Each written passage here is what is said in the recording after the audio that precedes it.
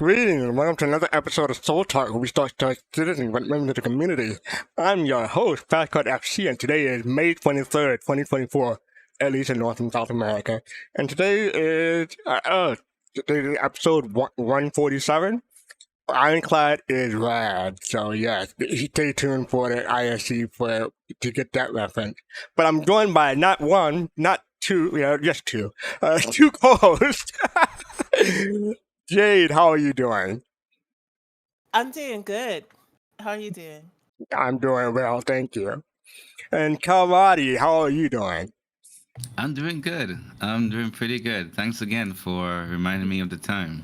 Hey, at least I was super early this time, right? So you were super early this time. That's true. I gotta give you that. And hopefully we can cut down on the snafus that you've been having time-wise, but we'll see. We'll see. Yeah, we'll see. When the time zone changes, you may have to repin a new message. So, Jade, how was your week been? It's been good. It's gone by pretty quickly. Been super busy, but yeah, been pretty good. And Kalrati, how's your week been? So far, so good. I've been having a hell of a time, playing some Star Citizen, mixing it up with the finals, by the way, and some Death Stranding. So a healthy gaming week. What about you? I've been reading. I gotta do a chapter or two after the show so I can keep my reading streak going, and watching some anime and catching up on Star Citizen stuff. Because last week I was off because I took a weekend off, but I'm finally. I think I'm up to just snuff back again. So we'll see. And what else? We started. What did we start? Oh yeah, we're still doing the current Doctor Who, the current season. And I started X-Men 97. So I need to watch that. Yeah. I've been hearing good things about that. Sweet. Cool reading. So we have quite a bit to get through, so I'm going to do let me do my shout out first. The most recent episode of Flight to Rhythm is available on People Radio Mixcloud account. Look for it on the Twitter feed. Same for Captain Serious Fun Friday Mix Show. Space People, you can look for that on the Mixcloud account and the Twitter, People Radio Twitter feed, so check those out. Now, I'm going to do a old reference today, because it's the anniversary. So I'm going to give people a hint. 40th anniversary. But I think people will get this reference. Or the old head will get this reference. I don't know about the new head, but we'll see. So here we go. It belonged to the museum. It belonged in a museum. Kalrati look like a deer in headlights. He doesn't get it.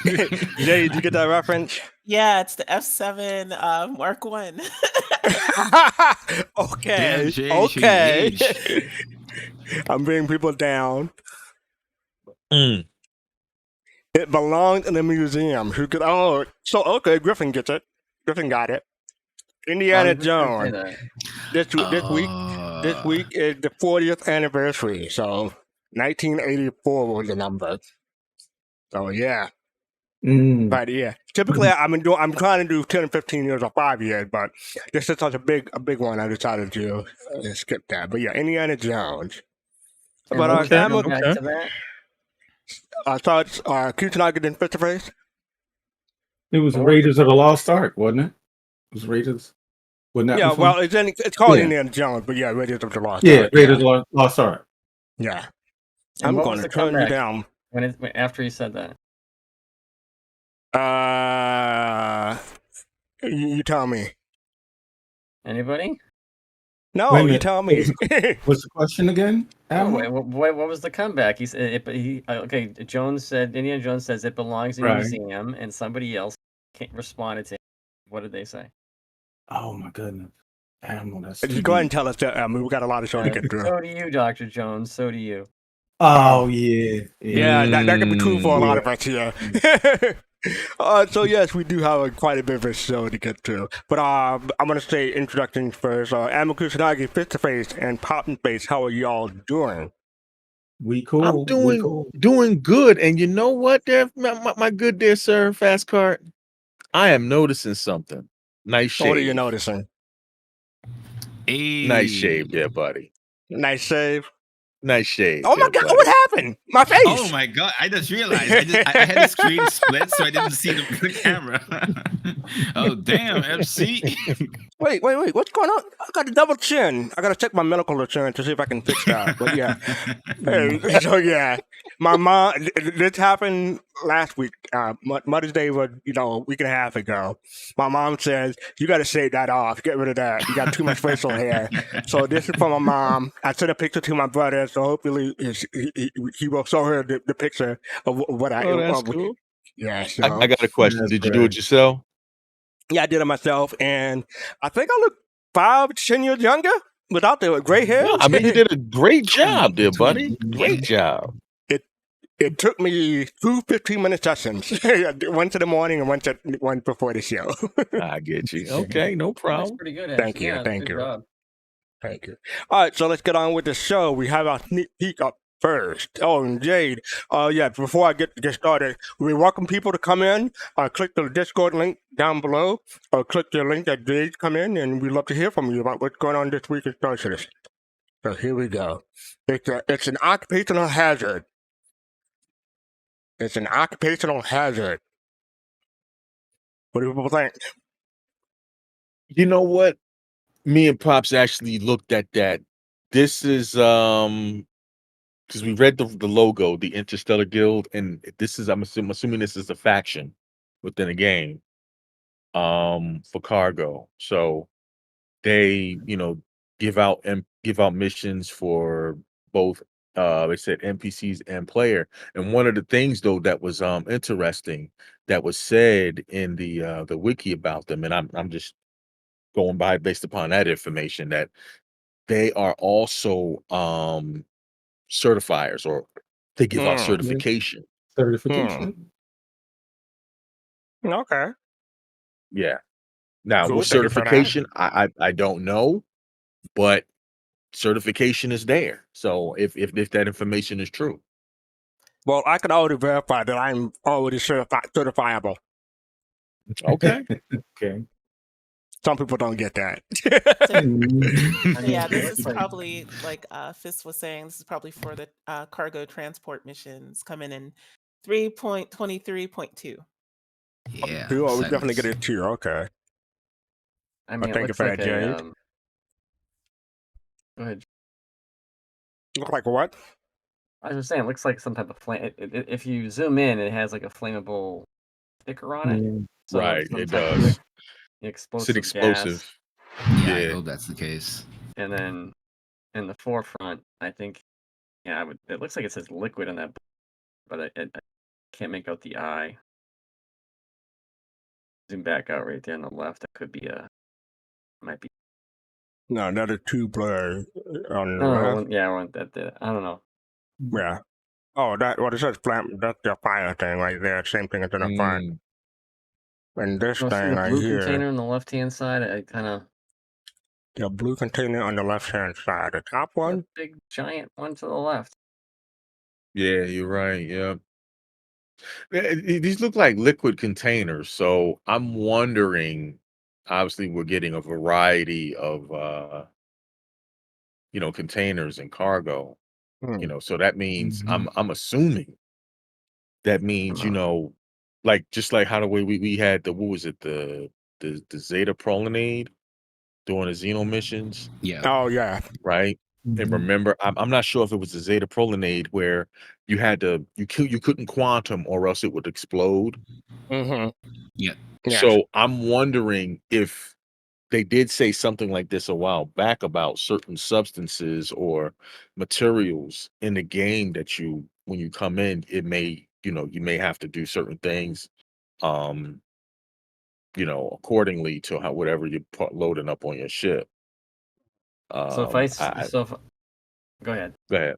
No, that's I was all just I'm saying, can I put a bomb on that, and then you load it up, or after you load it up, and then there's a timer, and then it blows up your ship after you take it? Yeah. Okay. No, I get you. A little No, sabotage but I there. mean, but think about it. I mean, we got Pyro coming up, right? And I don't know if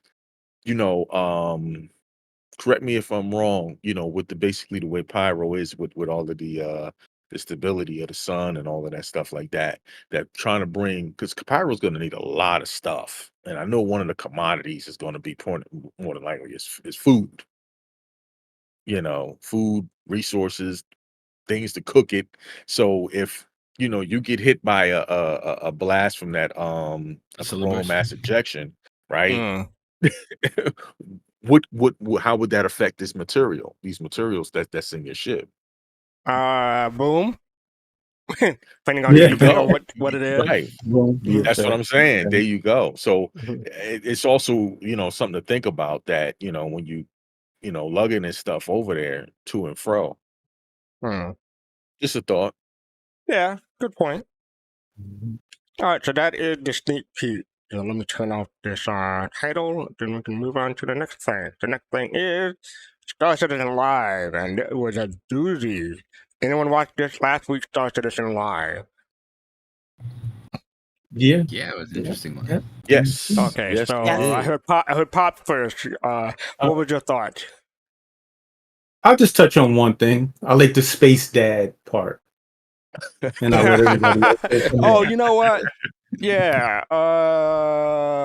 Keep going. There Keep it right is. there. Yeah, this part right here. So go ahead. What about it, Pops? No, I was liking when he tries to bring people into reality and kind of father people and keep them calm. I was like Jared for doing that. What's it called? Manage expectations. Yeah, exactly. Yeah, that was something I wanted to highlight too. Anyone else? I think I heard Fisk and Kusanagi. Yeah. Yeah, so I'll give my 2 cents. One of the things that man, it's eluding me. Come on now, brain. We can work today. One of the things that they were speaking about was about gameplay. Again, about ships not being released because they're waiting for the gameplay team. And I get that, and I appreciate that. Like one of the things they mentioned about was the Gemini Starliner. What I love to be picked up and transported along with NPCs and just coast in DKs, his Starliner, yeah, of course, but it's not there yet. So just be patient, Okay, Kusanagi. Really, it's just hit the kind of their thing's still saying that that Death of a Spaceman is still going to be a thing. So it's just kind of interesting how they've changed the play, and at least for the moment, where they will probably go with it. Time will tell. Yeah. Can I address something though, real quick? Real fast, Carl? Go ahead, and then I'm going to get the Northern Trooper. Postage stamp? Cavion said in chat, though, don't they have already gameplay for the Starliner? Don't we have ships and stuff like that to transport? Yes, but NPCs are not being transferred. That was one of the main points. And sorry for not especially for the Starliner. Yeah, don't get transported in ships, and they don't really have VIP missions in line yet. Northern Trooper. I was going to say, if you leave your doors open on your ships right now, some NPCs will actually get on your ship. Yeah, but that's not really a mission. No, it's not a mission, but it's like showing at least the pathfinding is there. Right. Yeah, the build those missions later. Northern Trooper, welcome. How are you doing? Good, eating some dominoes. Hey, all right. Hey, all right. Sweet. So what are your thoughts about SCL? I honestly didn't think they were going to do a large scale ship or Drake like that. Just the fact that they have the crack in the backlog. I was a little miffed by that, but they're kind of doing the same thing they did with RSI, where they introduced the Galaxy and they're like, this is our stepping stone to start getting everybody up to snuff and the speed to start working on his capital ships. And the fact, I don't think it was it SCL or was it ISC last week? Right now we're talking about ISC from last week. We're talking about Star Citizen Live from last week. Yeah. Well, so they talked about how the Polaris is like taking up 60% of resources right now, Almost 50%. That's what they said, almost. But yeah. Yeah, that's a lot of resources Specifically, for hold my on. ship. Let me look at the exact quote so I don't get anything wrong. Polaris. They said almost half of the UK PU art team is on the Polaris, so they got quite a bit of people working on it. Yeah, that's what they said. So, kind of driving it home is I think what they're trying to do is start working their way up towards these larger ships to minimize the amount of resources it takes to make those ships. So when they can get people up to speed and make it more efficient for these ships, while still change it up so they don't get burned out by the same brand. Hopefully, the bigger ships won't take almost 50% of a team, especially with the Montreal team spinning up. So It depends on it. Honestly, I believe it. Honestly, I believe it depends on the ship because I can see a lot more people working on something like a Benny Merchantman, something that's not really have a design language so much as the RSI or you say Mist or Mirage. So it depends on the ship, in my opinion. Yep, I think Muchaman's gonna be like that. Whatever the big boss in a game, right? Mm-hmm. It's end game boss, and they're afraid of it. No, I think the end game boss is going to be Fashion. That's the end game boss. That is always the end game boss. And I can confirm, having sold over 10 million AUC Oh my of rare God. clothes. Yes. Wow. It's quite the fashionista over there. Okay, so at the end of the episode, they discussed what are they actually working on. They said 10 ships are featured in Citizen Con, 5 had not been released, but released 5 in 6 months, and have another 6 months to go before IAE, which is such a little reason there. Talk about the Stuland, Santa the X1, the Spirit, the Hornet Mark II, the Nursa, that's the medical Ursa, and the Firebird. Those are some of the ones that they had slid in on the slide without anyone know anything about it, or without them announcing it ahead of time.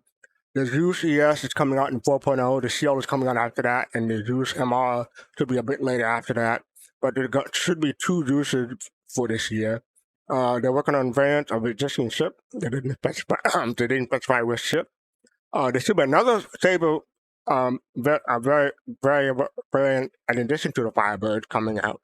So look forward to that. Other recent releases will be getting variants, so they didn't specify which one. Talk about the Polaris. Talk about is going to be for IAE, November, not 4.0, but IAE, hopefully.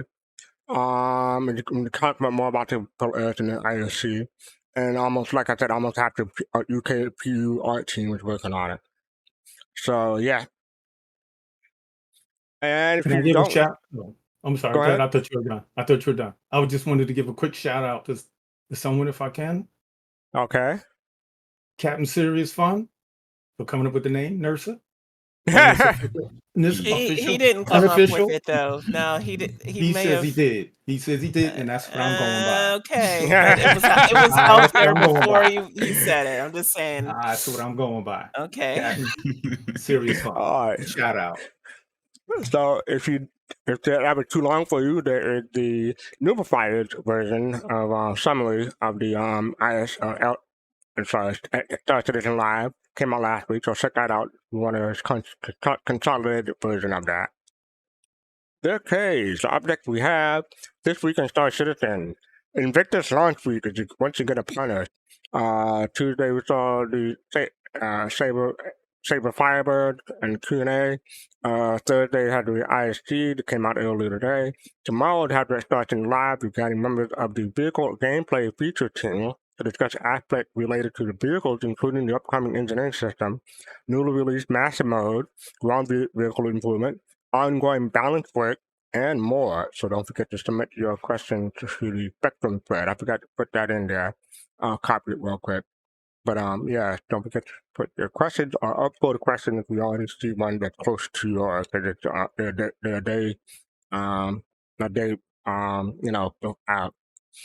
Finally, this Saturday, the final for the System 7 series. One final race before the champion is crowned. Check the action on the Admiral Twitch channel from 1900 UTC. And then I'm going to scroll down and get to the top images. And, these are pretty cool. I like them. That's a pretty good sunset. First star to the right, then straight onto morning. I don't know if anyone else will get that reference. Oh, that's a cool EVA shot. I like that. What ship is that?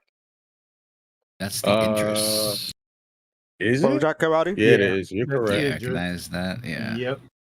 Wait a minute, I just want to go back to the first picture and that quote. So there's two places that quote comes from. The first, of course, is Peter Pan, and then second, of course, from Star Trek 6.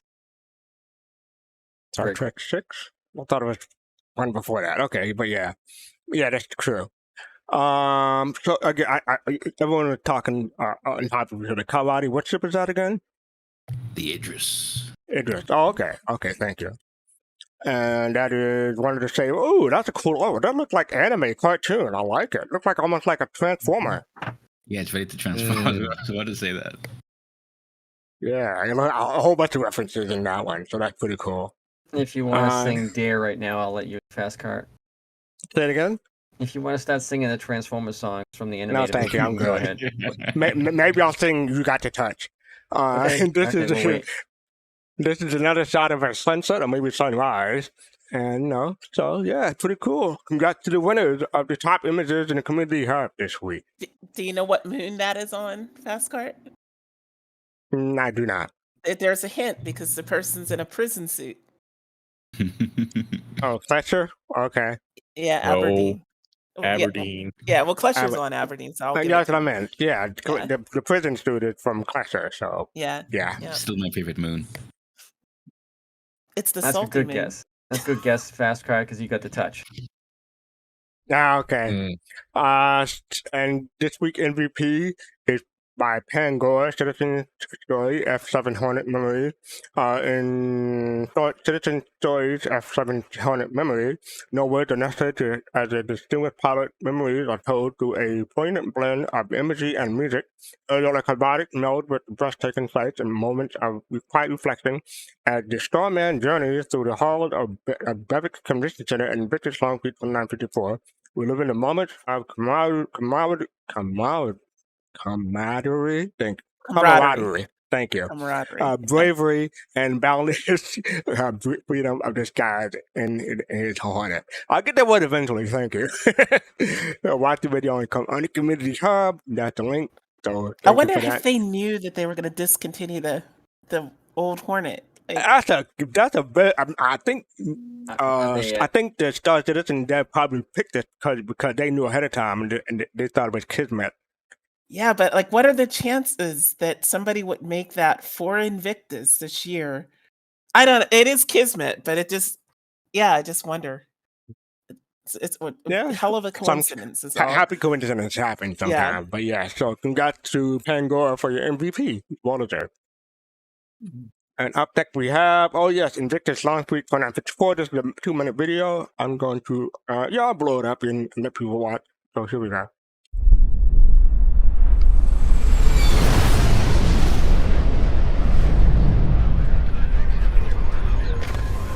The endless night was still and cold and vast. Yet in that moonless winter sky, unyielding they remained, tied to their mast. Forever watching, always standing by.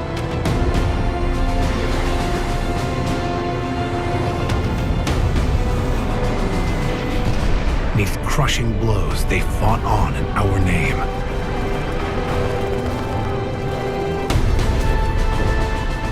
They battled bravely through endless wars.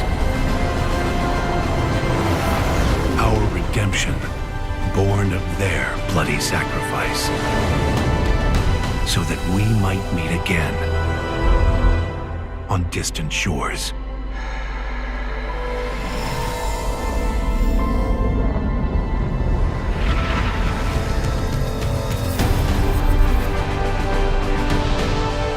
It matters not whether they prevailed.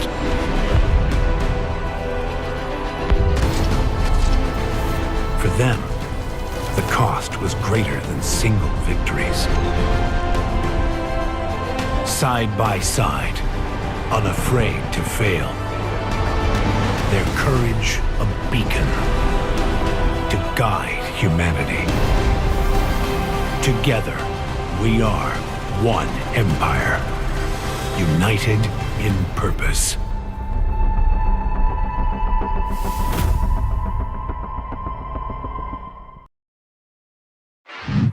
Okay, so that was pretty good, and yeah, that gives you some TV intro vibes. What do people thought?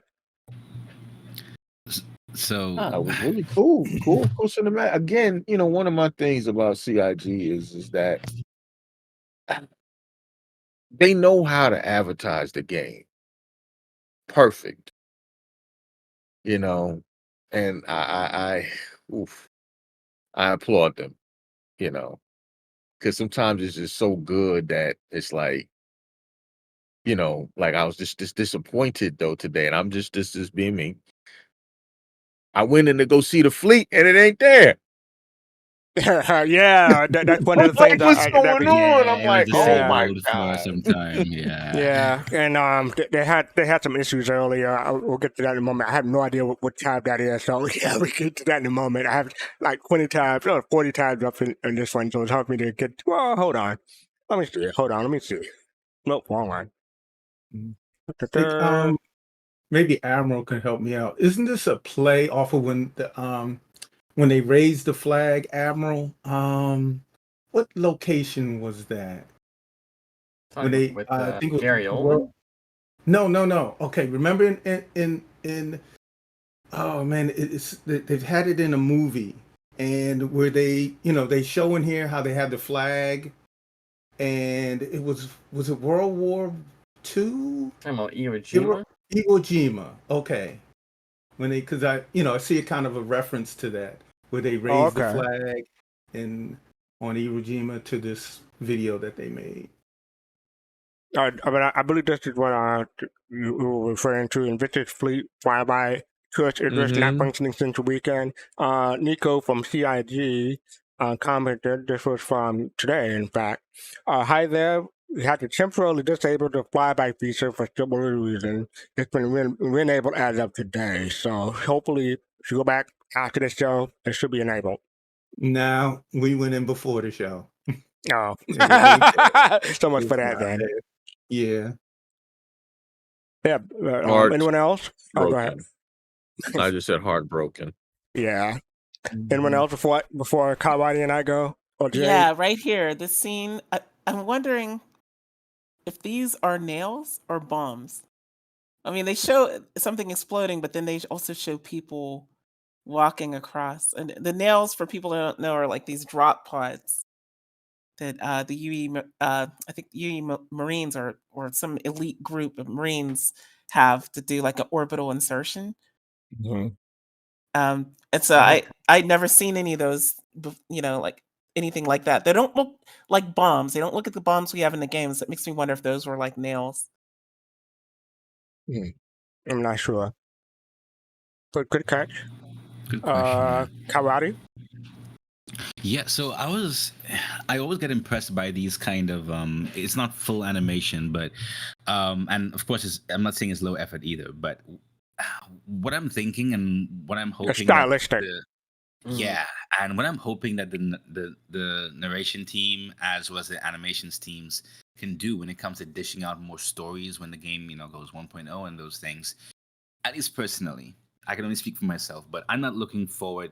Oh, I'm not asking for, full out, fleshed out animations when it comes to cutscenes. When it comes to, dishing out enough cutscenes in terms of lore, I'm totally cool and satisfied with this kind of, stylistic kind of cutscenes, like how they would normally do with League and Witcher and those things. So we can get some kind of visual or visual elements about the story or about multiple stories, and that way they can cut down on any animation or motion capture, so that we can still enjoy the cutscenes and some of the visualizations when it comes to the stories and when we get those kinds of chains of missions. So that's why I always really like that they actually show off these kinds of things, because I think about these kinds of possibilities for the future.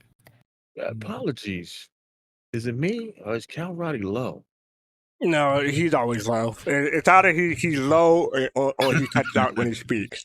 You can't have both. Oh man. Yeah. So Okay, I'd no problem. rather have him not cut out than and yeah. Okay, I Let me just try want to to make raise it sure. up a little bit. That's just Kalrati's midnight radio voice. Yeah, try to be a little more sensual and down to low. Yeah. So. Oh, that sounds better. That sounds better. Thank you, Kalrati. All right, sweet. What was I Appreciate gonna it. say? So yeah, this part right here.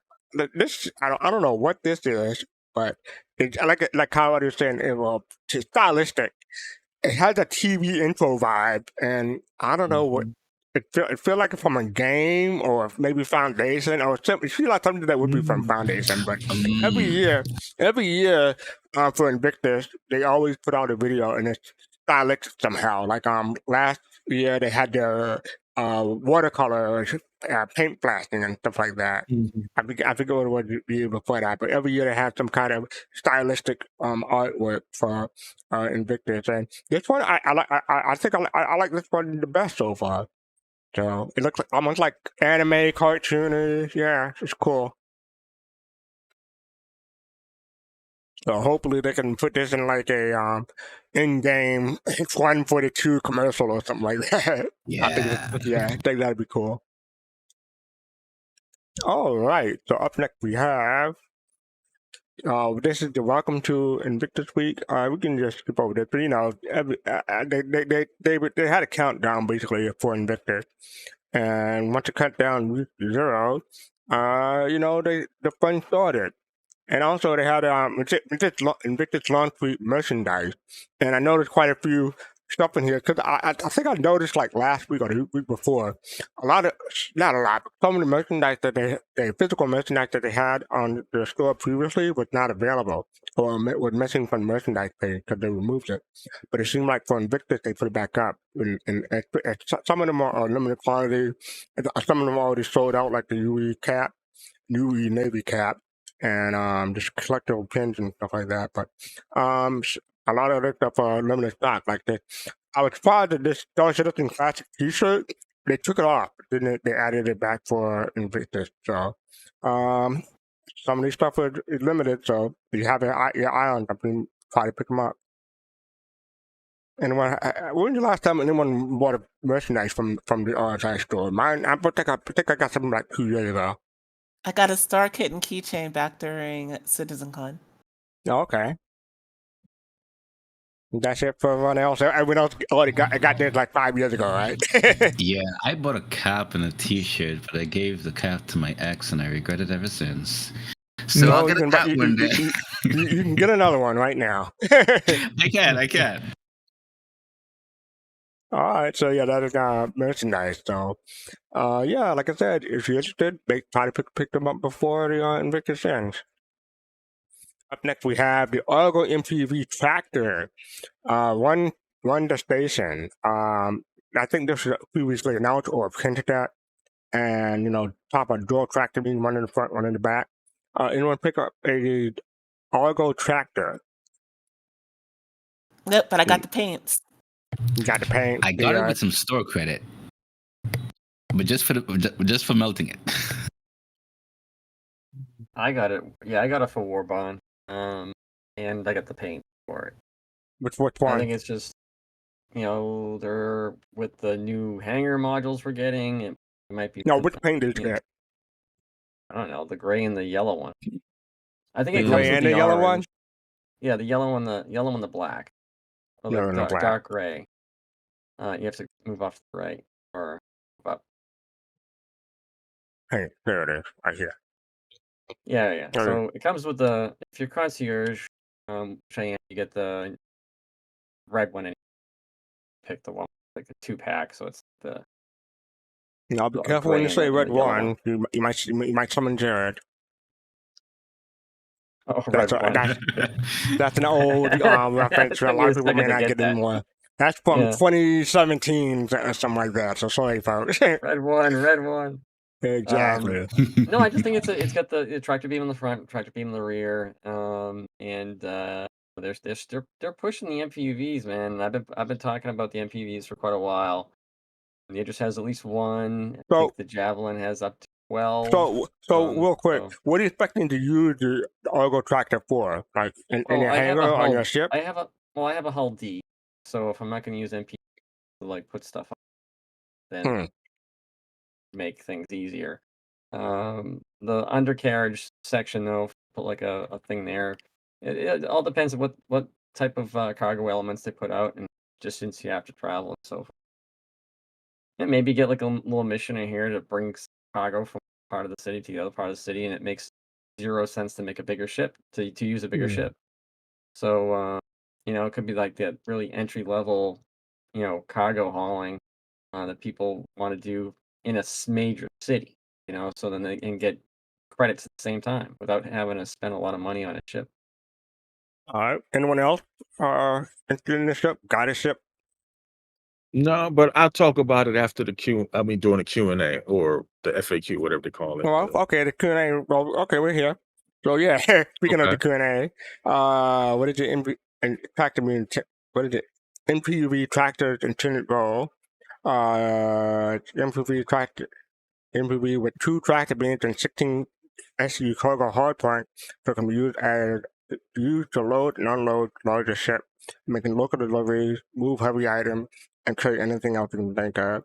Was there a specific part of the Q&A that you wanted me to highlight? Not specifically. We just wanted to talk about something as an idea, because one of the things that I noticed is that obviously speaking about the Bandle Merchantman previously, me and my dad were looking at, well, man, will we need one of these for that? Or possibly will they come out with a alien version? I don't see that, but I would see the MPV being a better suited for the Bandle Merchantman than the Mule, for instance. Because the Mule has more limited cargo. So if I were to switch this with the Mule, I think that might be beneficial, at least for me. I get you. Well, now, see, I'm gonna have to be a little snobbish here, and pull from that org's model, because if we are having something load up our opulent ship, I would love to have something that it would go with it as an accessory. Well, I mean, just because you load it up doesn't mean you have to take it with you. I mean, I get it, but I'm just still saying that's something. I mean, it's like what I'm saying. Exactly. There you go, Kalrati. There you go. Coordinate. Don't You got the coordinate. You got the coordinate. Oh my god. If you're talking about the BMM, if you're talking about the BMM, doesn't it have a giant lift on the bottom from the old? Yeah, but you still got to push stuff up and down the lift, the ramp. That's what I'm saying.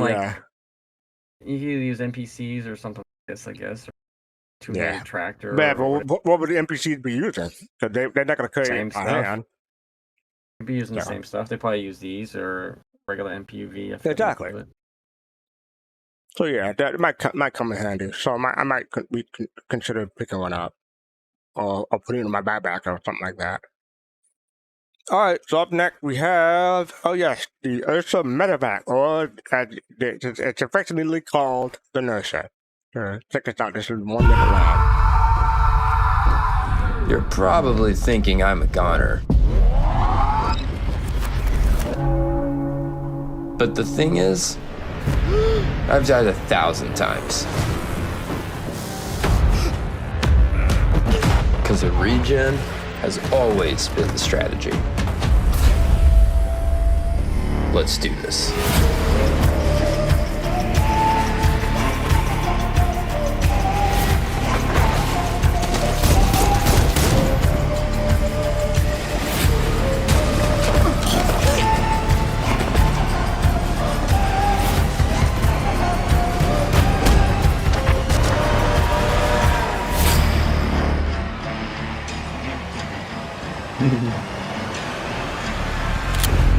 One more time.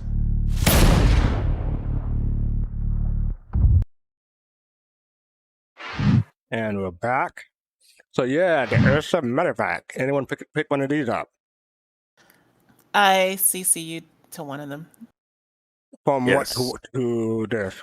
Actually, no, I didn't CC you. I melted my Ursa, my regular Ursa Rover Stella Fortuna, and then I used the store credit.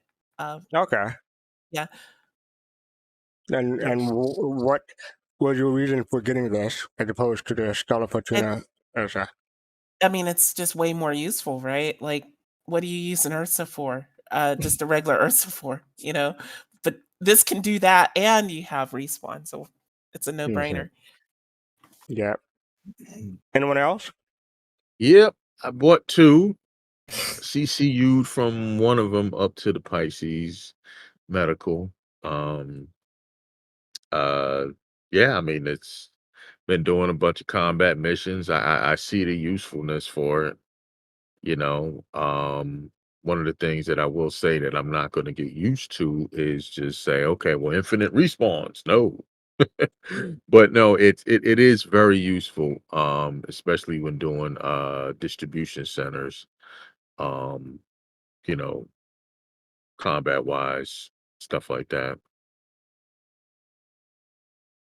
Thank you. One of the things I liked was the style that they did the video in, and it's kind of it's a kickback to an old movie from the 1940s with Humphrey Bogart, and then there was a remake in 1955 called I Died 1,000 Times. So I like the reference to that.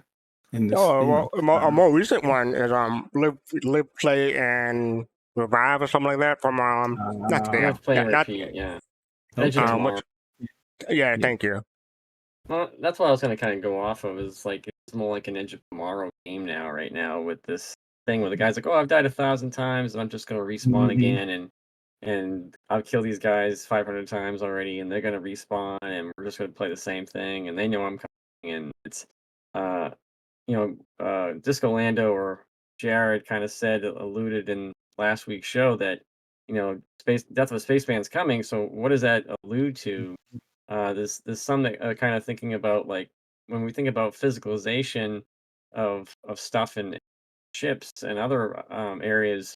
Well, there's got to be some type of goo, but we're not like materializing out of thin air. So either they have to eventually drag us into a ship and use that body to respawn, like that physical body, or they have to make us from some type of like goo from like the Sixth Day with Arnold Schwarzenegger, which was also like a movie where you had these just base humanoid things, and then you put the DNA in there, and it turns into something. And the question Admiral, goes, yes, we're all made of mainly 4 elements: carbon, hydrogen, oxygen, and nitrogen. okay, well, you There's gotta no need put for us in a goo. canister or something, Yeah, but I mean, there's no need for goo. We have nanites, we have nanobots, right? The stuff that's in the med gun, those are nanites, right? So, assuming we've got these nanites in these vehicles that have respawn, I mean, I could see them just taking it from your local environment: oxygen, hydrogen, carbon, nitrogen, and some trace elements. There you go. Build a human. But I will say this to the point of what Admiral was saying, though, and Pops, you were talking about this on Saturday's show, that being that this ship has being a respawn, you may need to have someone at that terminal in that ship, Yeah. because what is that terminal there for? Yeah.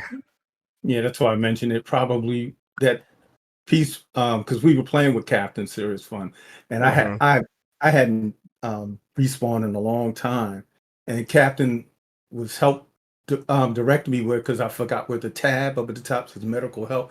So Captain was there, and it made me think that this is obviously guess that it's going to go to that station. Somebody will probably have to stay at that station in order to do the respawn. I don't think so. I think the station is just for if somebody wants to do medical. Well, that's just my opinion. Yeah, That's and same with mine. It's Yeah. But I'm going by what's already in the game, and also like what that functionality is if you look, they give you a skeleton in your body, right? So that would be for somebody when we get more, fleshed out medical, that maybe do a bit more with your body to fix your body up. But I don't think you're gonna need somebody for the respawn, but I think you will need somebody to like heal your injuries. Yeah. That's what I was saying. Yeah. and I don't want to spend too much time, but they talk about the on Star Citizen Live. We talk about the dad moment. Talk about whether or not marketing decided to, or CID decided to sell this because they changed the respawn distance. But like I said, this is alpha. They're gonna be changing that stuff. The distance currently is like 40 and 20. Am I correct? 40 kilometers, 20 kilometers? 20 and 50. 20 and 50. Yeah. 20 and 50 kilometers. So, and they'll be adjusting that as time goes on. So don't get used to it. It is subject to change. And by the time the game actually goes live at 1.0, it may be not completely different, but a different iteration than what they have now. So I know people are stressing out and saying, "Oh, the sky is falling," but there's no need. The game will be constantly changing. What was that, Kalrati? No, I was saying as usual. As usual, yes. As usual, unfortunately. So yeah, that is the Ursa Medivac. We had a couple of guesses for the prices last week. It's currently 55 and 60. I forget what price I said. Was anyone close? No, guess not. Toys are grouping. Thank you for the raid. The 23 people. We're currently talking about what's going on in Star Citizen this week. We talk about the Ursa Medivac. We're going to move on in a moment, but if anyone wants to come in and chat with us, click the Discord link down below and come in. We'd love to have you. All right. So up next we have the Q&A. We don't have to spend too much time on this, but how does the Ursa Medivac differ from the Lynx rover? The Medivac features a standard Tier 3 bed with a remote station, which takes up half the rear space found in the other rovers. So, and other basic information that you might find useful. What does this mean for the future of Death of the Spaceman? The Ursa Medivac responding capability is a small component of a wider and connected setup system that we dubbed some time ago as the Death of a Spaceman. This framework encompasses everything related to a player's health, death, respawn, and legacy. While the respawning system is currently active in game, other related systems such as regeneration, degradation, inheritance, and additional components of Death of the Spaceman are yet to come online. It remains our intent that for dying and respawning to carry multiple impact, including more meaning and danger to your adventures in the verse. So, for more information about the Ursa Medivac and other stuff, check out the Q&A. So what they're saying is, you can die 1,000 times, you're okay, but that 1,001 times, oh boy. Well, that's the thing. Your DNA is supposed to degrade each time you use it to a certain point, and they're also talking if you get shot and your arm gets blown off. Well, the magic potion thing is supposed to remember that. So then now you have an amputated arm, and you need to get a prosthetic, and then after even more and more respawns, eventually you're kaput and you can't respawn anymore because they can't put enough crap on you. So that's where they're going with this. Yeah, exactly. Seems that way. All right, so now we're on to the Invictus proper. The first couple of days had RSI Origin, Consolidated Outland, and Argo Astronautics. We already talked about the Argo tractor. Did anyone pick anything from RSI Origin or Consolidated Outland the first couple of days? Or anyone in chat, let me know if you picked up something from the first couple of days. Or did anyone get a chance to look at Polaris? We haven't talked about that.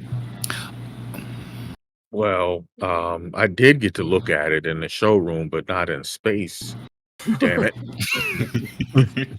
Well, how was That's it in the wild. showroom from your experience? It's gorgeous. It's gorgeous. It's gorgeous. I love No, you okay. said that. Yeah, right. it's a beauty. She's a beaut, and I just would have loved to see her float in that space. But hey, maybe by the end of Invictus, I'll get it. But, Oh, really? Yeah, I do have to say this. When they spoke about doing the detail in Star Citizen Live, It's a lot of detail in this ship that's not in a lot of other ships. And I'll give you an example. The thrusters. There's a lot of detail in the thrusters alone. The thrusters have, I counted them the other day. There's, I think it's 42 pieces just in the thrusters, the maneuvering thrusters alone. So I'm like, because when I was doing it, I'm like, wow, why do they have so much detail in this? And they're absolutely right. 42 mesh pieces. Yeah, 42 just in the thrusters. Well, 42 is a special number after all. Oh my god. I forgot about that 42.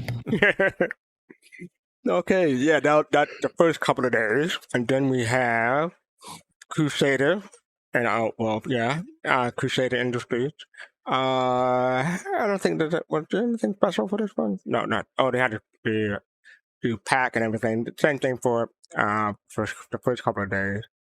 And then he had Tumble, Land System, MRI, and Miss.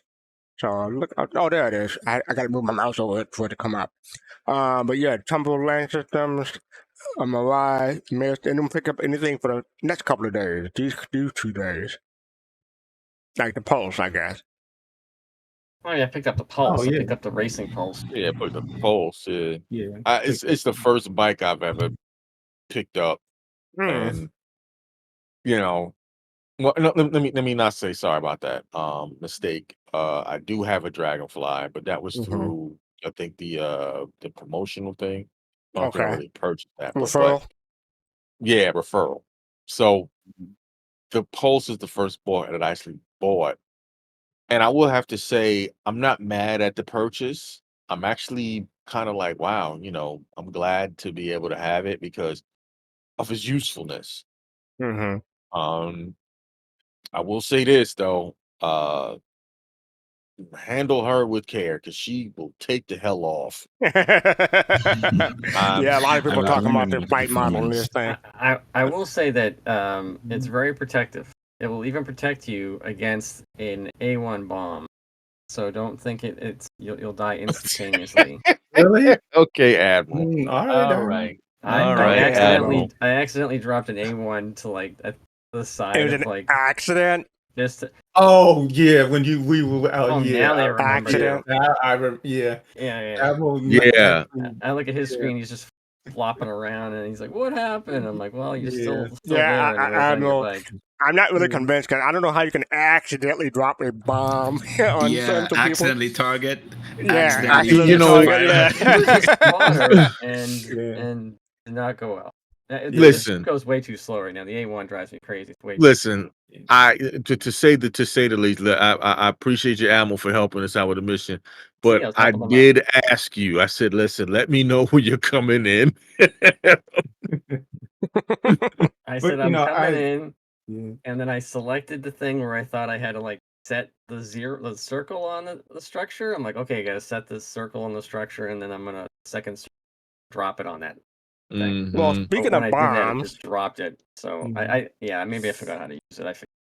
Speaking of bomb, let's go to Aegis Dynamic. There's next 2 days, May 21st and the 22nd. So yeah, the Retaliator bomber, the Retaliator modular gunship. Anyone pick up that? No. May. I'm still questioning what I want to do.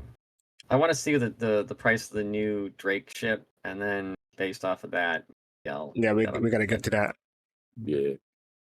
I always thought the Retaliator was one of the coolest looking ships in the game. It's kind of has that bug kind of a look to it, that intimidating look. Part of the country you live in has bugs that look like that. Real quick, I'm just saying the way the legs are on the ground kind of remind me of a bug, and then it has that profile. It has that intimidating profile to it. I just thought it was just one of the coolest. When the first time I saw it, I was like, man, Oh, real okay. quick, I wanted to let people know. Knight Rider CIG says, "Hey everyone, the issue has been forwarded to the appropriate team to be looked into. It's about the do not upgrade the retaliator bomber. So warning: do not upgrade to the retaliator bomber. You will get a retaliator base.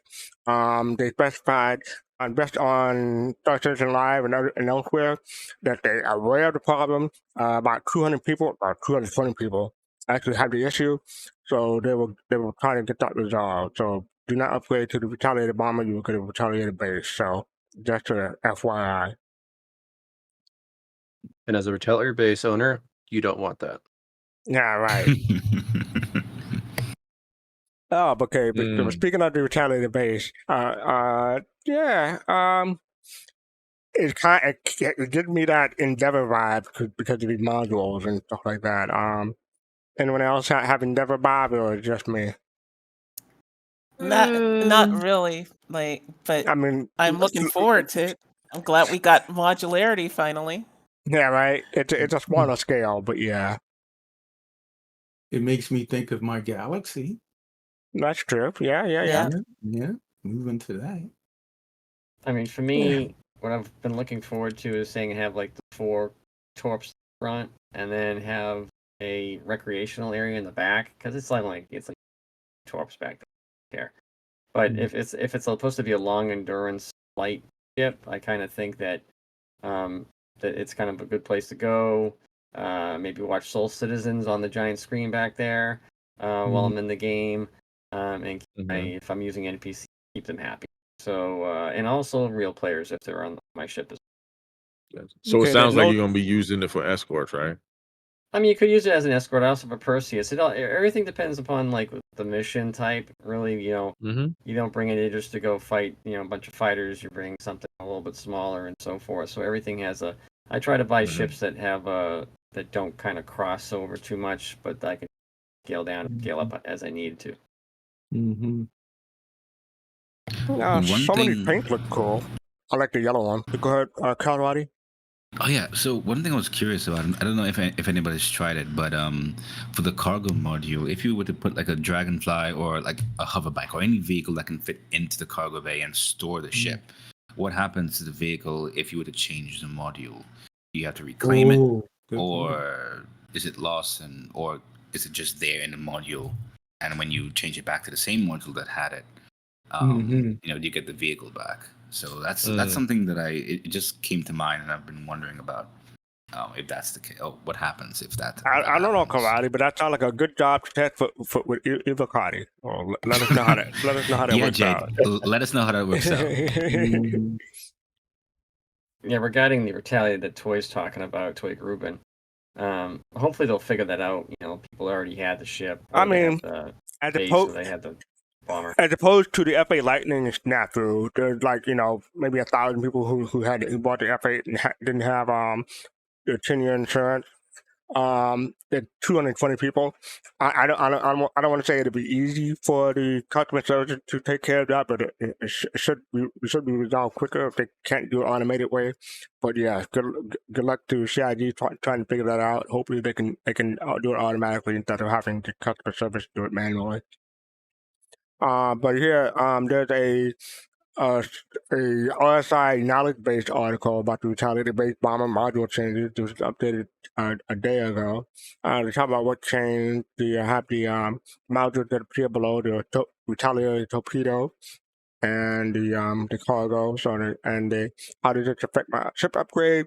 If you have an existing unapplied upgrade towards the retaliator bomber, then this is equal to the same threat value upgrade as when it was acquired.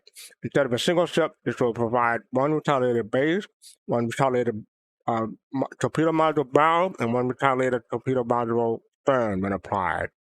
So, although you may not have the option to upgrade away from the retaliator, please note that for the pledges that contain the module, such as 2 retaliator torpedo modules, the value will remain attributed in the contents of the pledge. Only the ship will change when the pledge is applied. So for example, you have the retaliator bomber, you have both the modules in it. If you upgrade the ship, you still retain the modules after the upgrade, is what they're saying. So, yeah. I think that'll be a point of contention, not contention, a point of confusion for a lot of people, though. So, hopefully, it won't be that confusing or people will know, but we shall see. All right, up next we have, yes, the Sabre Firebird. So let's check this out. This is a minute long.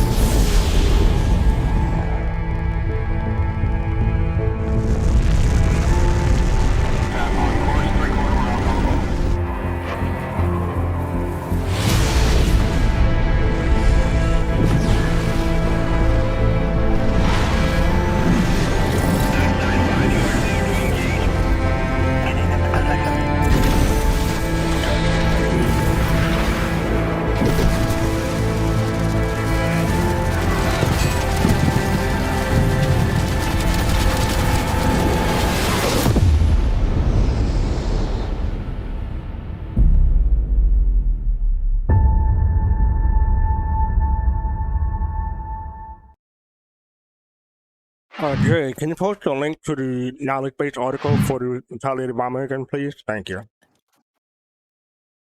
Oh, right. That was the Aegis Firebird. Yeah. What do people think? It's a cool ship, not something I'm gonna buy. I mean, I get that it will have its place in the verse.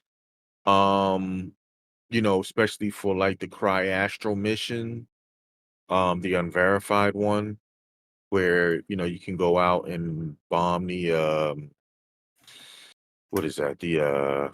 What is that damn thing? The distribution center where they have the little balls that are out there. Oh, the tanks. That you can, yeah, the tanks, right? Tank. So, I think it has its place, but unfortunately, the gameplay, as far as a mission is concerned, for me, I only see one mission for it. Other than that, maybe some gameplay, like if Jumptown may come back around, or other Xeno threats or something like that on the ground. It's a cool ship. I was testing it out today, so. Oh, okay, you flew it. Okay, nice. Yeah. Anyone else? I mean, they kind of hinted at it's a counter to, could be possibly a counter to this Cuddy Steel, other ships that you. My thing is, does it have the stealth that the No. original one? No. No. Okay. No. Yeah.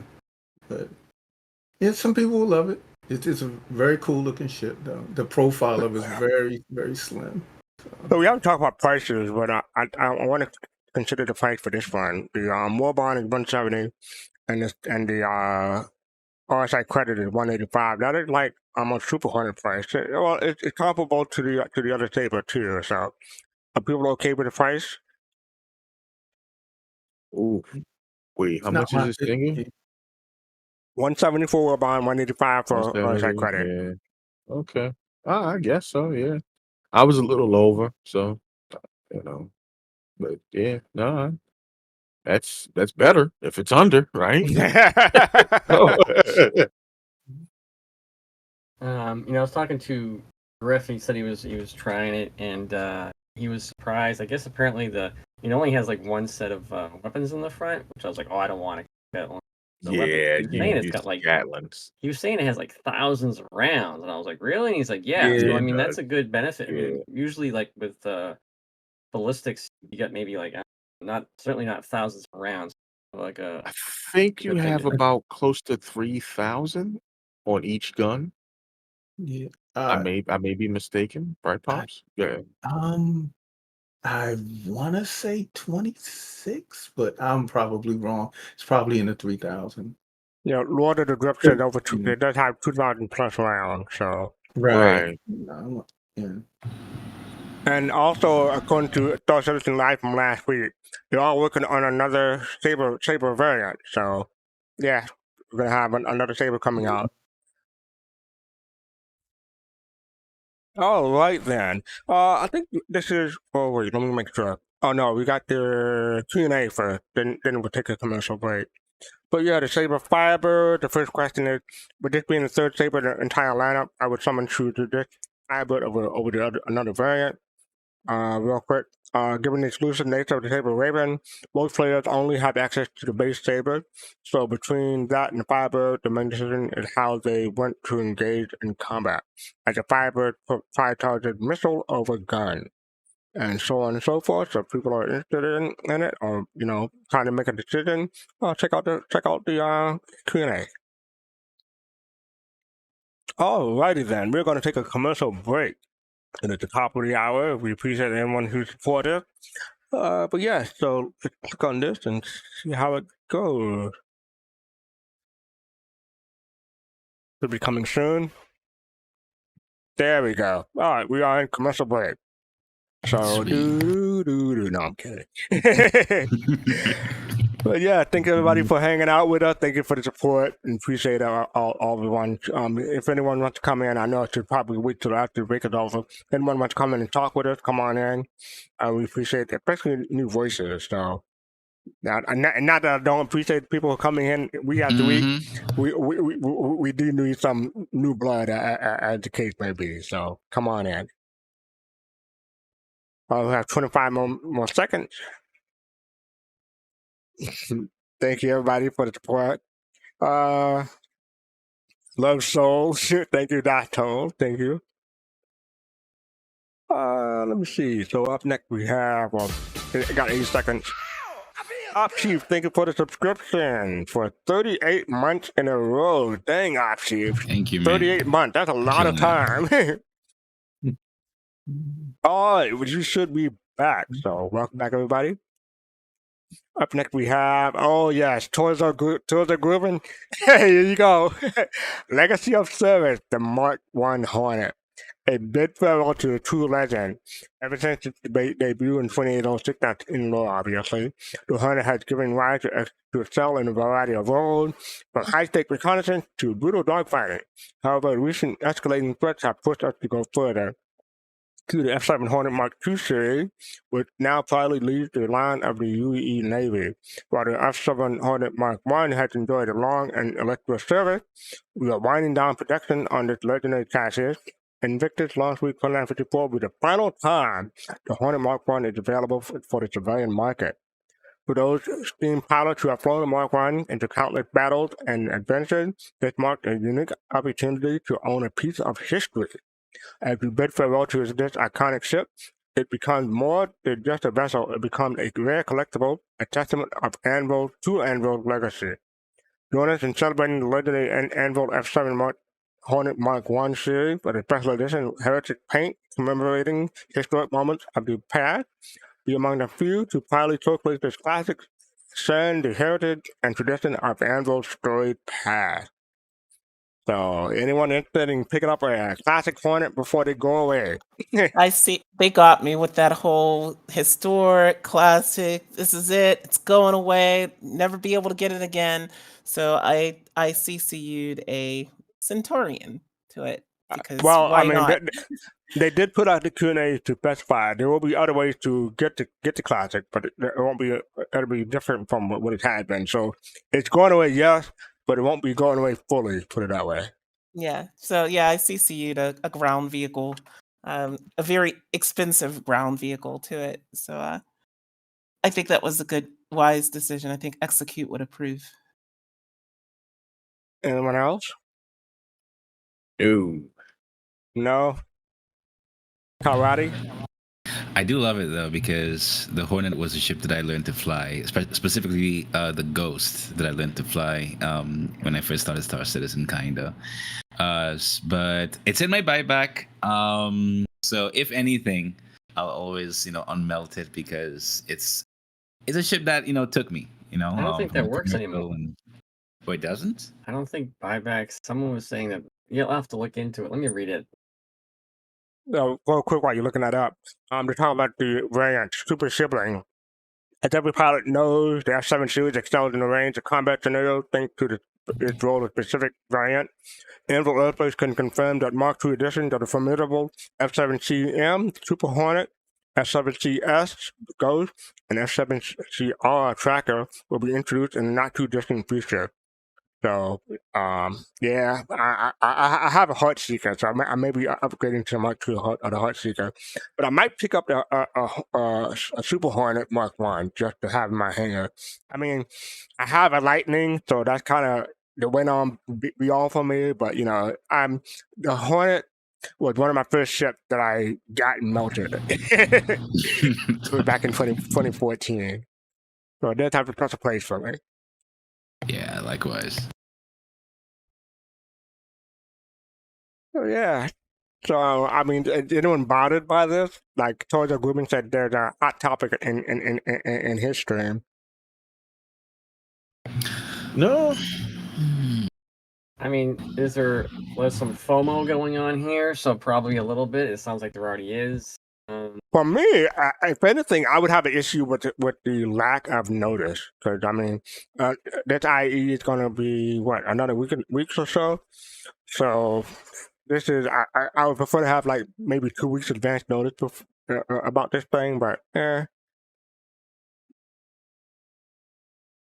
Jade, Toad Rubin said he sent you a link. Do you have it?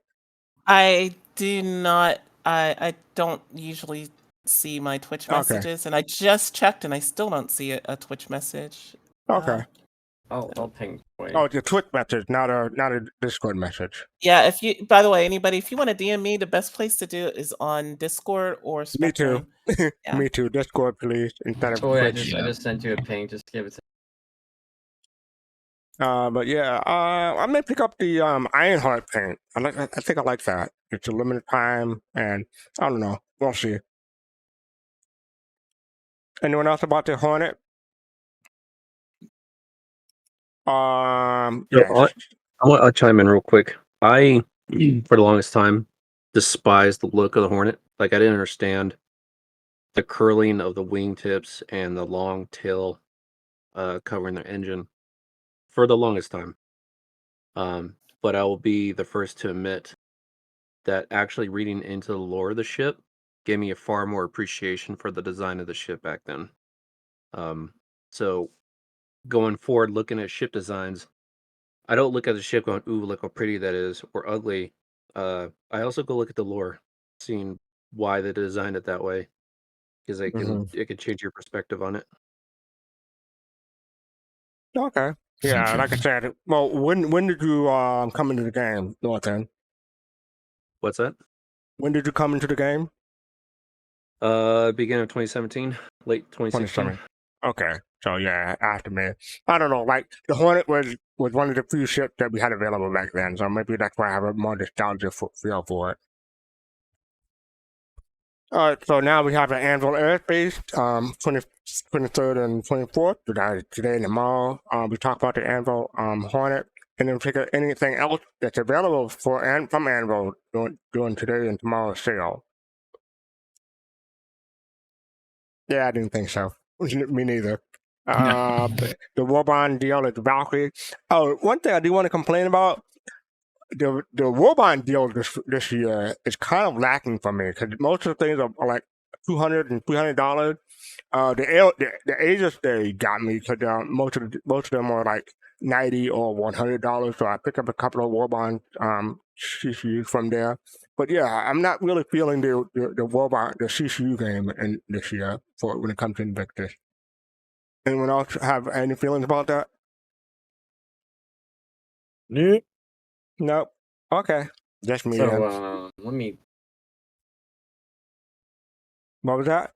Let me post this link here. Toy. Can you talk while you posted it? What did the Yeah, link let me involve? just post this here from the Q&A.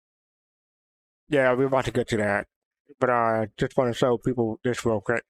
They said that they deposited a skin for people who own a Hornet.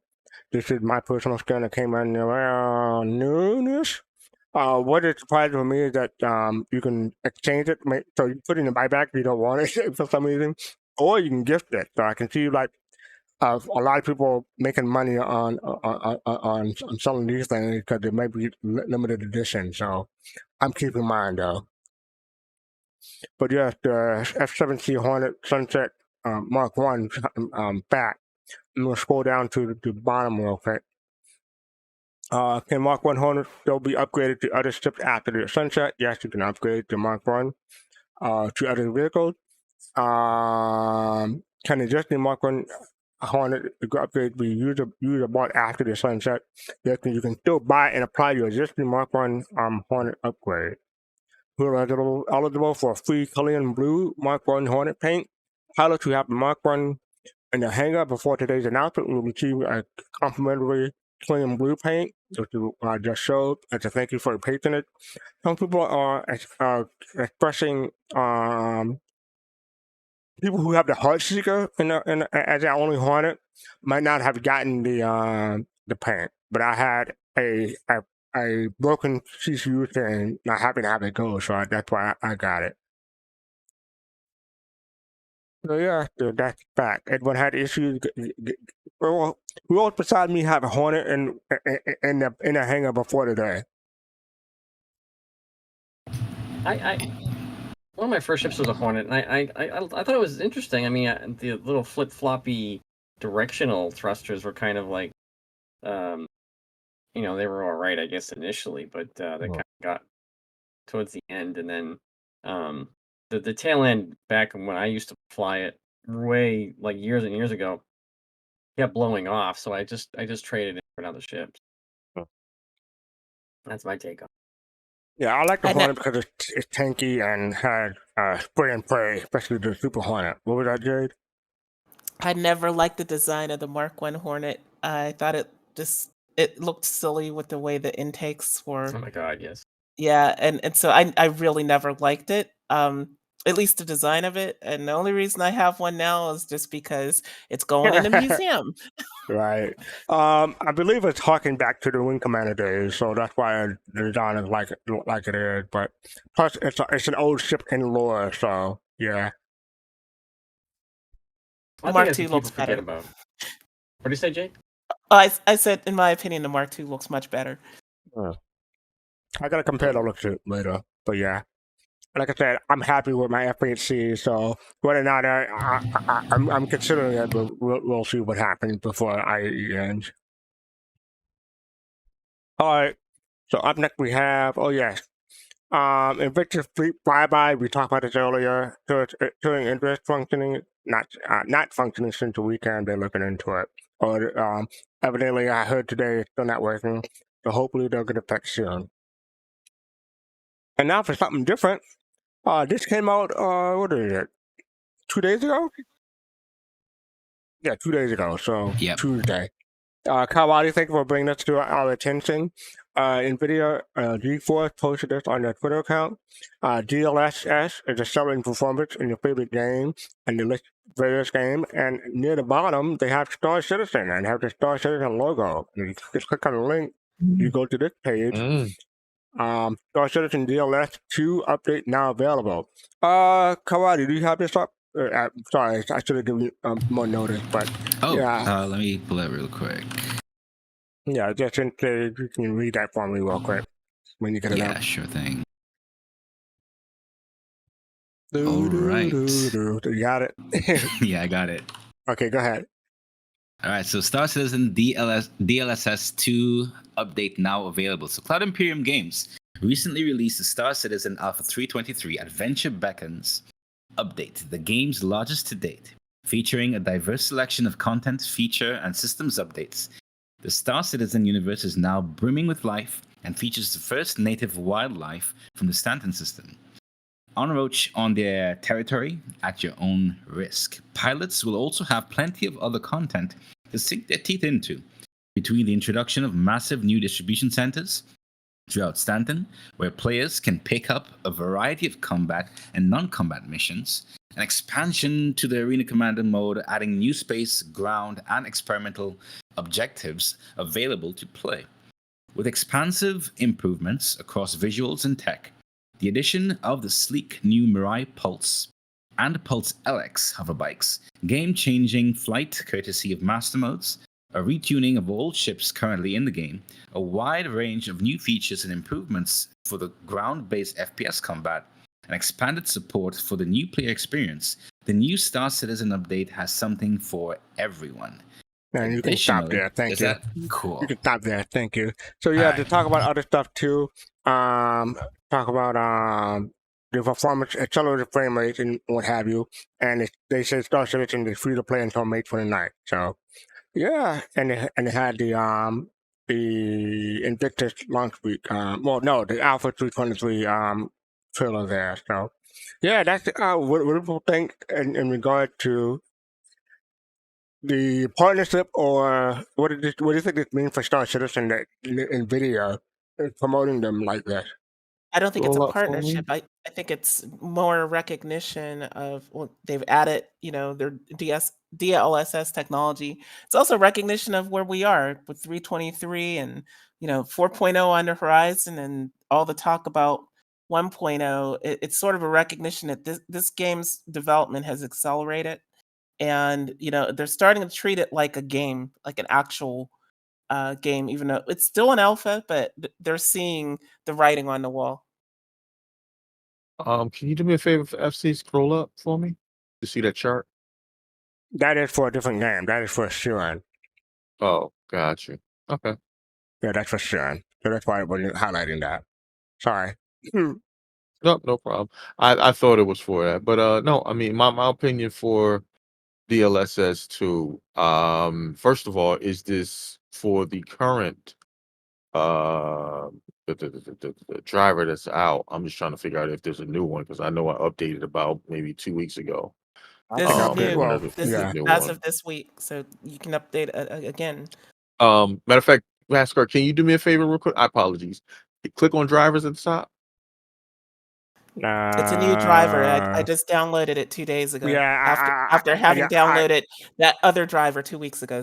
You can trust me on Okay. this. I updated my driver recently too. I don't have it automatically set up. I have to type in my thing manually, but yeah. Yeah, no, I real just quick. if you can put in the 4090 or the 4000 series, and yeah, Windows 11. yeah, Search.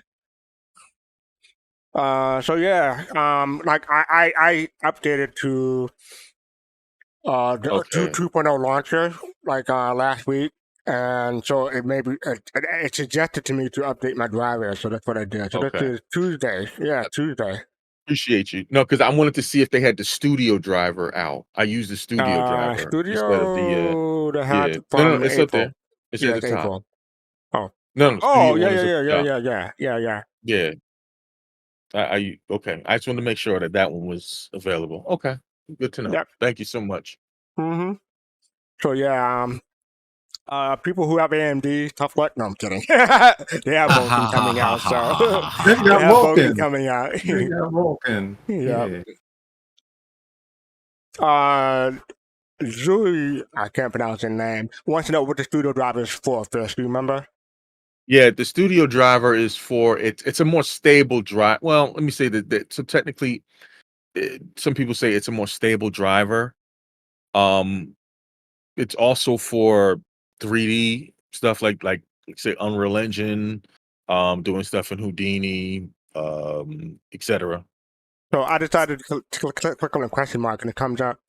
Game ready driver to provide the best possible gaming experience for all major games, and studio driver to provide the best possible experience for key creative applications. So yeah, It's good for video editing. I hope that helped.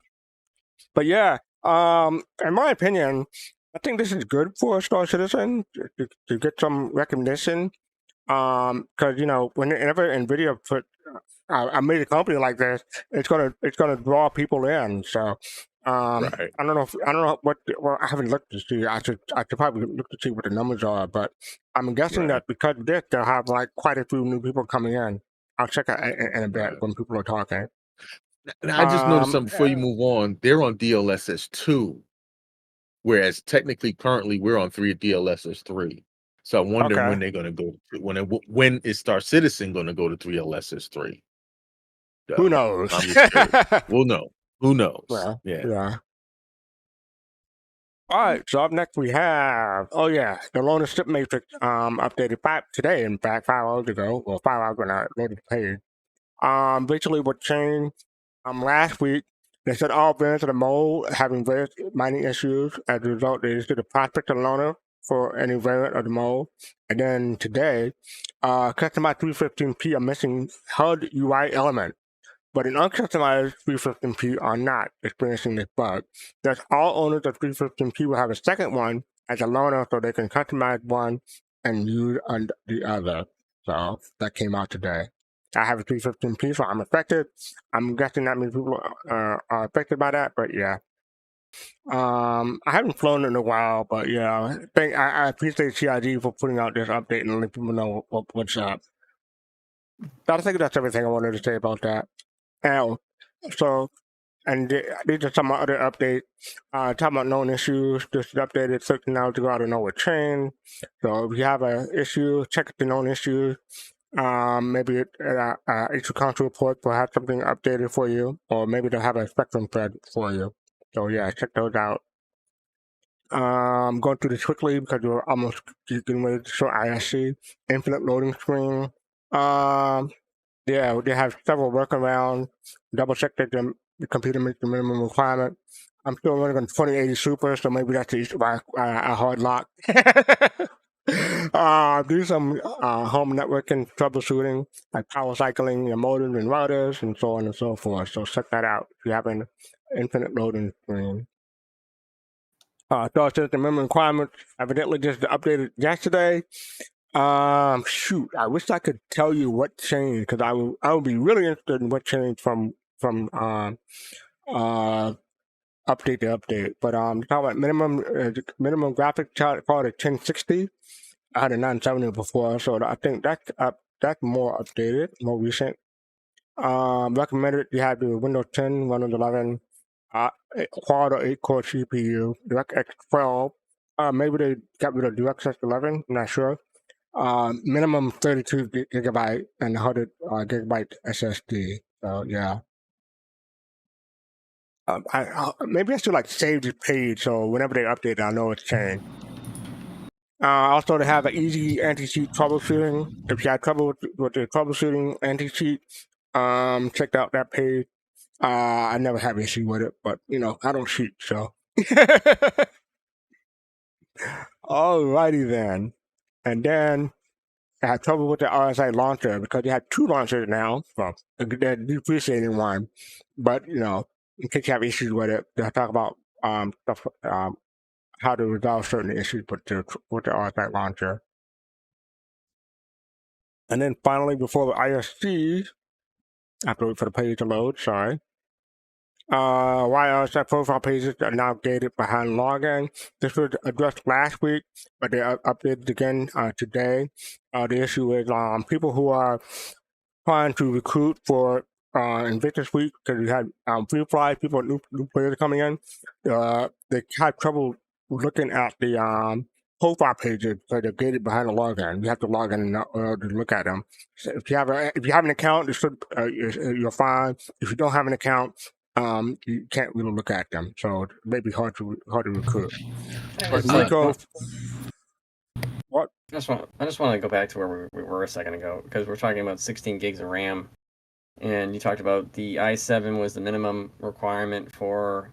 I didn't say 16. It said 32. It said 32. What's that? Minimum requirement.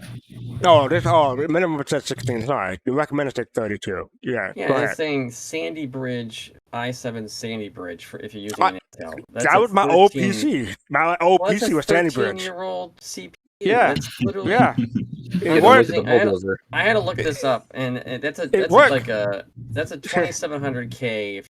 Yeah, I had a 2600. I had a 2600K. You can't. And I was running Star Citizen fine, and I had That thing was 970. I had a 970, but God.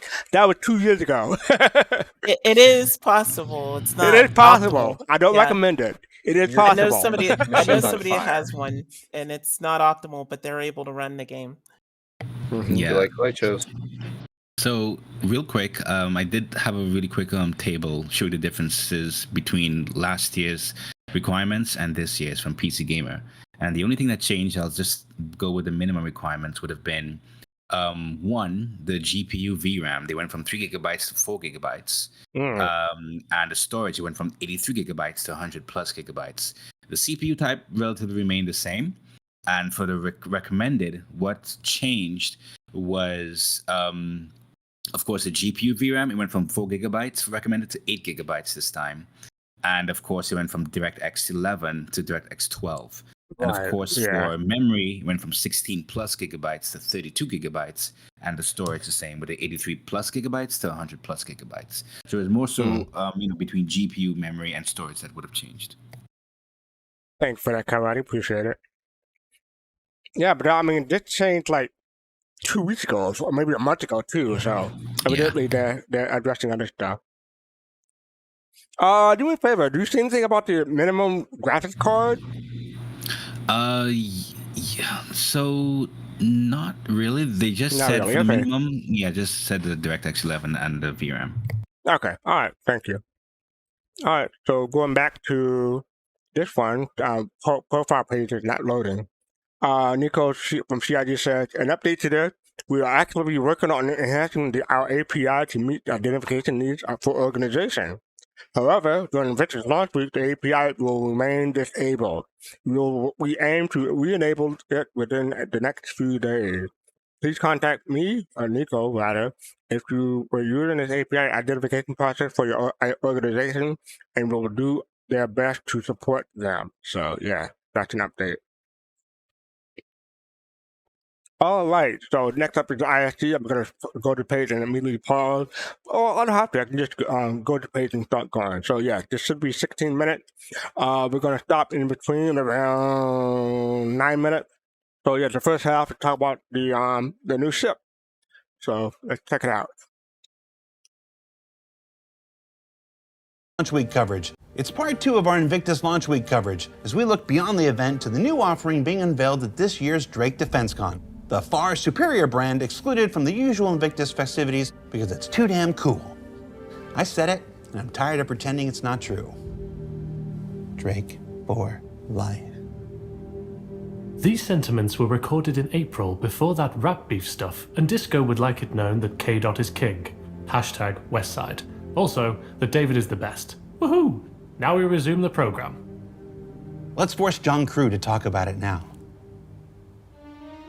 So in the Star Citizen universe, we have a lot of cargo ships, but they're sort of concentrated around the lower end of cargo hauling, sort of the low hundreds, SCU and below, and the very high end where there's multi-thousands. There's a mix of cargo ships which have their cargo on the inside, ones on the outside like the Hull series, and we really wanted to bring something different where it sort of sits right in the middle. It's a nice progression step and facilitates both internal and external loading of cargo, which is where the Drake Ironclad comes in.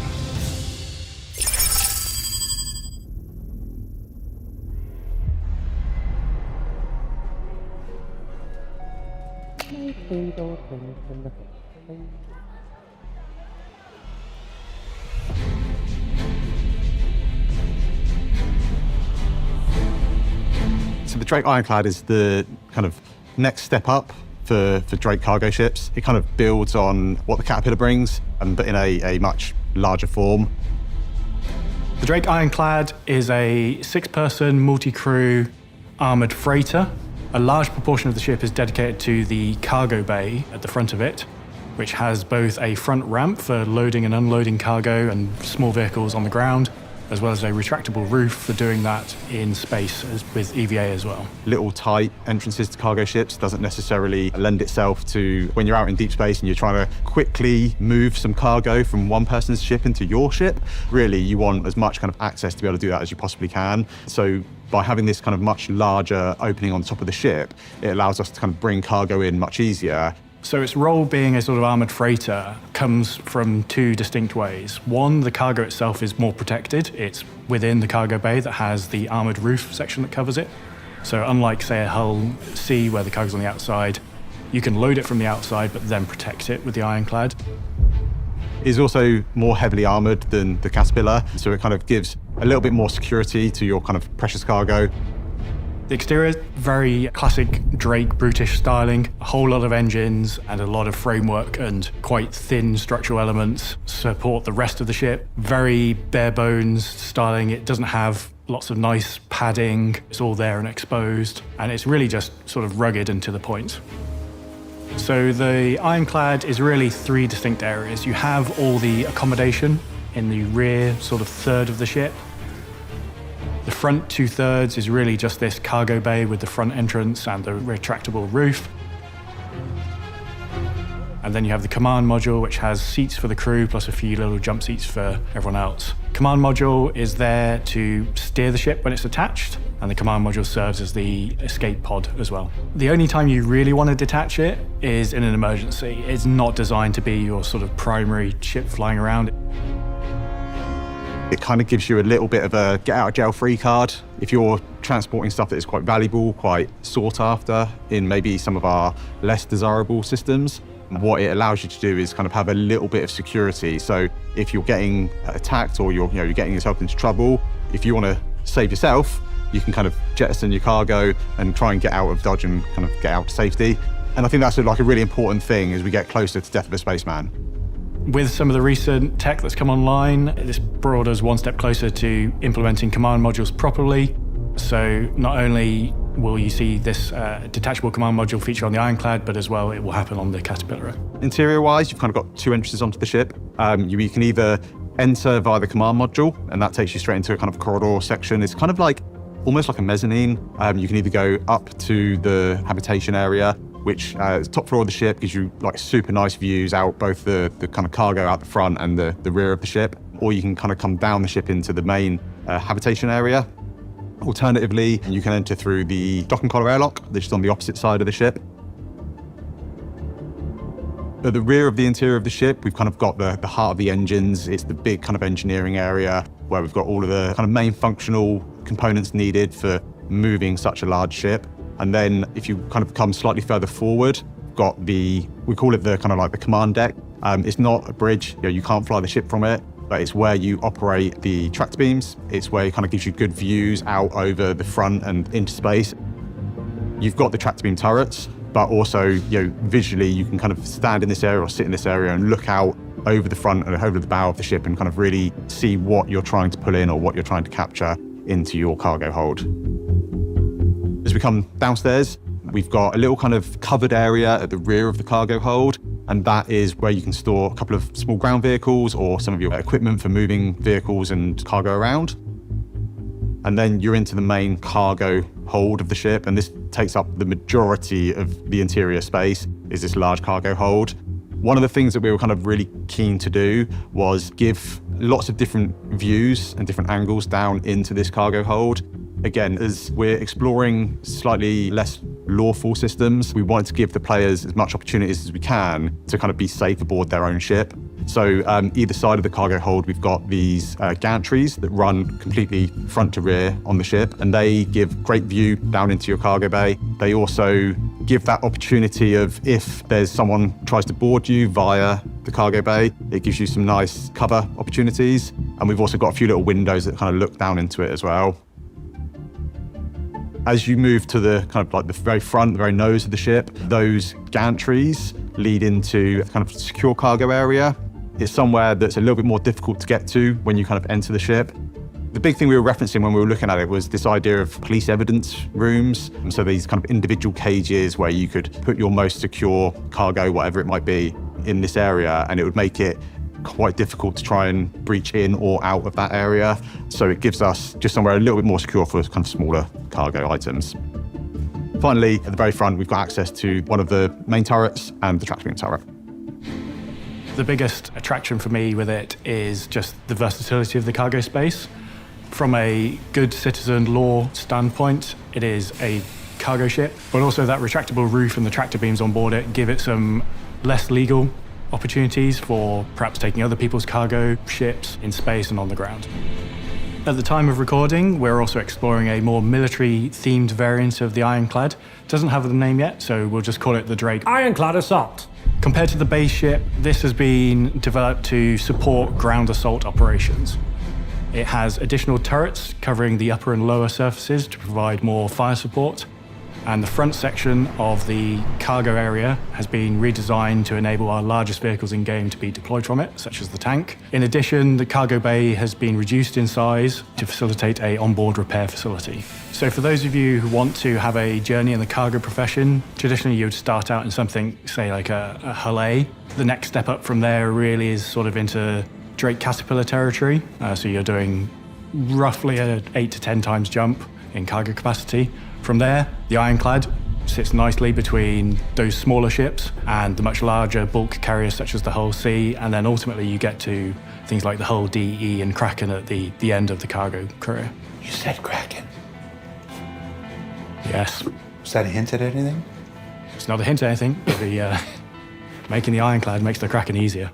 So building out the Ironclad does, of course, kind of help us with building out the Kraken. I think increasing that visual library of assets that we can pull from and use in a Drake manufacturer at the right scale is super valuable for when we move on to the larger ships.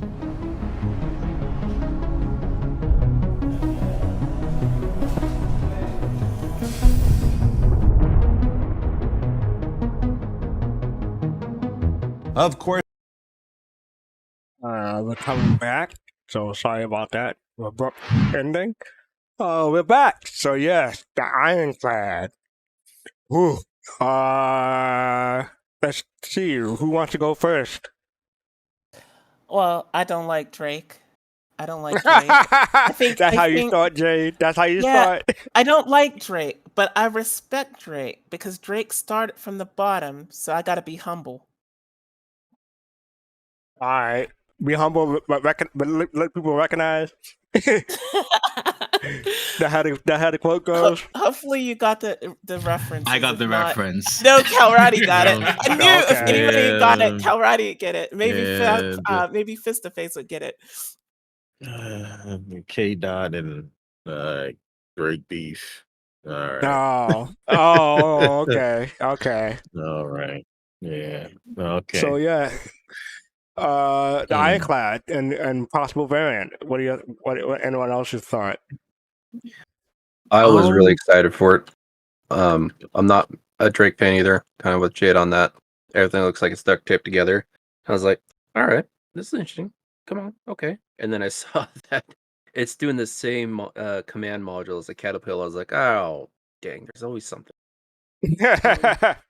I was really excited to see like a center cockpit, kind of like the Galaxy, kind of overlooks your prisoners of war. I mean, your cargo, as you fly around. But being on the side, something about it just kind of doesn't swing well with me. But I mean, I think the nickname's sticking, the Caterpillar, because it looks like 3 caterpillars stuck together.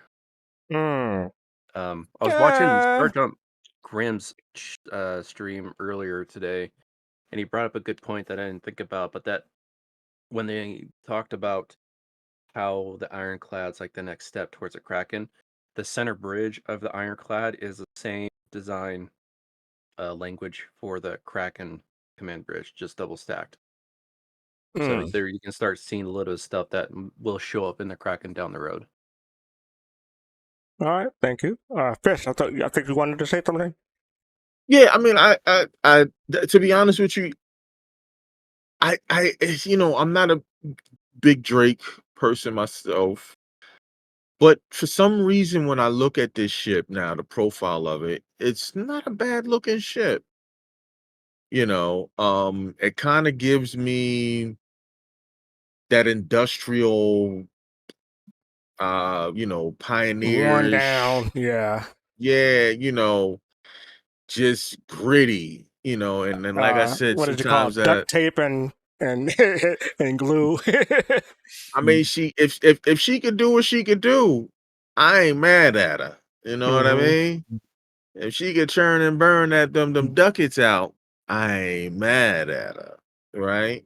All right. So that's what I'm saying when you think about it, baby. Right? All right. I think you have to look at different chips in terms of like if I had a xenomorph on Origin chip or a Drake ship, like which would I think scary, and I think that's kind of a Drake ship or something like this, because you can't see, everything is exposed. Is that a head or is that a pipe? You're not really. Well, who is Origin, more you can likely kinda to see it. survive? People who facing a xenomorph on an Origin ship, or people who facing a xenomorph on a Drake ship? I That's would what put my money on the Drake Battlefield is ship. for, so I Nah, can stay people away on an from it. Origin ship, right? People on an Origin ship simply They are- because they are it's too not gonna cold. fall. It's not gonna fall apart when you shoot a gun at it. But more seriously, this is, I think, a more, I don't know, I'll say a less militarized version of a Liberator, an Anvil Liberator. They're both, a force mover, potentially, depending upon how you're using it. Here they're talking about using it for just strictly cargo. They're also talking about using it to move tanks and stuff like that. When I look at the Liberator, that's like kind of using those like hovercraft that the Marines use to storm a beach. Think of the World War II landers. And So- Admiral, you make a good point. I'm wondering what hopefully the Q&A will address this, but I mean, wondering what the difference between this and the Liberator will be. Like, which can carry more stuff? I'm guessing this can carry. Well, I don't know, because the Liberator has stuff on the top that you can put, and this one is mostly interior. So Well, it's mostly interior, but you can also open it up, so you should be able to. That's land true, you could open it up, ships that's right. inside of it, especially in the longer version without the repair bay. But if you do have the repair bay, that brings up another good point. That's definitely good. And, I could easily The envision Crucible. this ship in a Kraken, and being the quote unquote base. I mean, the Kraken is really, they call it a light carrier. It's more of like a mobile base, the way I look at it, because you can just pick up and leave and go someplace else and put down your stakes and you're good to go. You get a lot of protection with you and everything you have with cargo and so forth. But like having a repair bay with this thing, and it's pretty nice to have. And the more armored version that we're gonna get is for more, hey, I'm going into a hot zone type of thing, which is Yeah. really cool. So, but again, with the Drake escape, they call it the escape pod. If Toy's still here, he's like, you're not getting away in this escape pod because there's no quantum. So yeah, if it's blowing up, you're not going to get blown up. But if you're going to you might get captured. But nonetheless, Well- you're not going to die immediately from it, and you probably have. Well, wait a minute. It probably has air in there, like a supply of air. Go ahead, Well, Fish. wait a minute though. Well, check it out, Admiral. Now, what if that escape pod might be as fast or close to the Herald? It's true too. I mean, it's got the same type of engines in the back, but I mean, you're not quantuming away, but you can easily. No, right. You're not get quantuming, away but at and least like because if it's close to the Herald speed, ain't nothing catching it.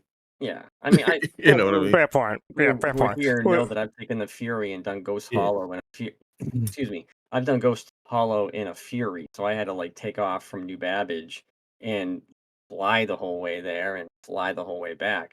It's Yeah, just so people we're slow. running on, we're gonna run low on time, so I'll move this on. But I love you, real, Fast. real Wait, quick. I don't- Oh I yeah, don't Pops, get Pops, I will say I want to hear people guess what the price will be. 700. Pops. It's on the okay. So only the comment on the price. Okay. Yeah, you can comment on the price comment and give a quick thought. But yeah. Okay, I'm gonna say for hope's sake 600. They didn't mention a bathroom on the Drake. Let's see. I like the escape pod. I like the point that you can put your high valuable stuff. Maybe you can get away with it by loading it on. It doesn't have a medical bay, but you can park a nurser on it. Okay, I'm done. Yeah. Okay. Thank you for that. Jade or Kalrati, any guesses for price? I'm gonna go with the $700 range, which would put it on par with the Liberator. Yeah, The Liberator is around the 700? 700 for me. Yes. I'm sorry. Say that again, Kalrati. Oh yeah, I was just saying between 600 and 700 for me as well. Yeah, you're going expensive. I'm thinking maybe 500. It's not, maybe. See, I need more details about it because I'm thinking maybe it's comparable to like the Hercules series, but they say it's in between the Caterpillar and the other Drake set. So yeah, I don't know. Hercules. Yeah. You could get like 2 vehicles. I've heard you can get 4 vehicle tanks into a Hercules kind of kitty corner and stuff like that. But yeah, we'll see. So, yeah, 500. Well, if I would be a broad range, I would say between 500 and 700, but maybe 600. Yeah, but yeah, closer to 500 and 600 in my opinion. All right, so let's go on to the rest of it. Sorry, running late, folks, but yeah, hopefully you understand. But here we go. So let's try to get here we go. Of course, in non-Drake related news, players in this year's event probably noticed the long-awaited RSI Polaris touring around the Stanton system. Well, it's not quite flight ready yet, but we thought we'd ask the guys for a status update all the same and see if we can't get a closer look at the progress being made while we do it. We really wanted to have some form of the exterior of the Polaris at Invictus launch week. We wanted to mix up the capital ships on display this year. Being a big kind of military show, it made perfect sense to be able to kind of show it off in its best light. We pushed quite hard to get the exterior to a point where we're happy to show it publicly. This meant we've prioritized doing the exterior over the interior. So the exterior you see is pretty much final art. All it is missing is really the damage setup, as I'm sure people have tried to do. It is currently invulnerable, or hopefully invulnerable in game. Visually, I think not only have we been trying to get it out so we can show it, but we've also tried to kind of really push the quality of the exteriors of some of our kind of like large capital ships. And what that has meant is that we needed to focus a few more artists than what we'd normally put on the exterior of a ship, just to make sure we kind of hit that quality bar and we hit it on time.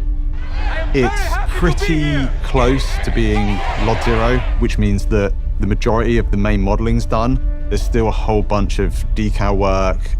The finer details, what we call as POM details, pass needs to be done, and that really kind of helps to elevate the kind of like the close read. I think the distance read and the mid reads are like brilliant, and to be fair, the close read when you get up in personal is looking really, really good. It's just we've still got that kind of like final sprinkle of polish to go on. With the focus on the exterior and pushing that as far as we could in the time we had, the interior is not quite as far along. It is more around the grey box stage, but the people we put on the exterior now will be moving on to the interior.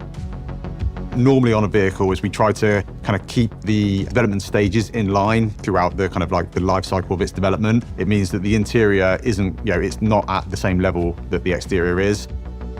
We've been focusing on the core traversal areas of the ship. The majority of the rooms have now been worked up. I think there's maybe 2 or 3 rooms that are still in white box that still need a decent amount of kind of modelling and work doing to them. But the rest of the rooms now are kind of getting to the point where we're pretty close to grey box. So the bridge, the main corridors, the hab area, the cargo bay, torpedo rooms, and all the turrets. So these are a bit further along than some of the more secondary rooms like the brig and the medical bay. When you think of the Polaris, like its key points are the torpedoes. And I think that's been an area that has needed quite a lot of iteration on, and we're not quite there yet. One of the things that we're kind of really trying to make sure feels good from a player's point of view is the kind of like the loading of the torpedoes and seeing them kind of be from in your cargo hold to being in the kind of like loading mechanism and then being ready to fire. So on the kind of like lower deck and front half of the vehicle, we've got these big torpedo loaders. And that's an area that it's needed quite a lot of iteration to make sure it feels right. And we are still in that process. It's not kind of fully signed off. We're not completely happy with that area, but it certainly kind of makes up the heart of the ship. Otherwise, on the interior, the main upper deck is kind of really starting to come on. The engineering section is another kind of area that I think is really important in our capital ships and kind of getting to a level that we're happy with. From the kind of concept to into production, we have opened up the bridge of the ship a little bit. One of the things we wanted to do was when you kind of enter onto the bridge, this should feel kind of like super exciting and super rewarding to the player. If they've managed to kind of get one of these ships, we want it to feel like they are kind of really living that kind of military life dream. So we've spent a bit of time kind of opening it up, giving some nicer views as you kind of enter onto the bridge itself. What we really wanted to do was kind of make sure that the player views are good, the captain gets a great kind of view out the front, and make sure that navigating around that area, especially as kind of more and more kind of multi-crew gameplay systems come online, we want to make sure that there's enough space on that bridge to have not just the captain and the pilot, but a whole crew there. Compared to the concept mesh, one not big change, but unresolved area was the hangar opening. It's quite a complex shape to open, so we spent a lot of time working on that, but that's all resolved. And then another thing we are looking at in the future is actually doing some more upgunning of the turrets. So it is not just a torpedo boat. It can sort of hold its own against other capital ships with its turrets. You'll see more of that as we get closer to releasing it, which we are aiming for at IAE this year. So, what did we learn this week? Well, we learned that the Drake Ironclad is the next cargo ship from Drake designed to fill that gap between the Caterpillar and the larger Hull series offerings. That working on it helps to flesh out resources needed to bring the long-awaited Kraken to life in the future. And that the Polaris is coming along pretty nicely, even if it's not Drake, which we didn't learn was the best because we all already knew that in our hearts. But Disco says KDOT is the best. And with that, this very long 17-episode season of Inside Star Citizen comes to a close. We said we'd go straight through until Alpha 323 was out, and we did that, and then some more. And it's time for our team to take a breather, catch up on some admin work, and begin working on the next great season of ISC that'll start up again on June 20th. So for Inside Star Citizen, I'm Jared Huckabee. Thanks for taking the time to let us share the process of game development with you each week, and we'll see you when we get back.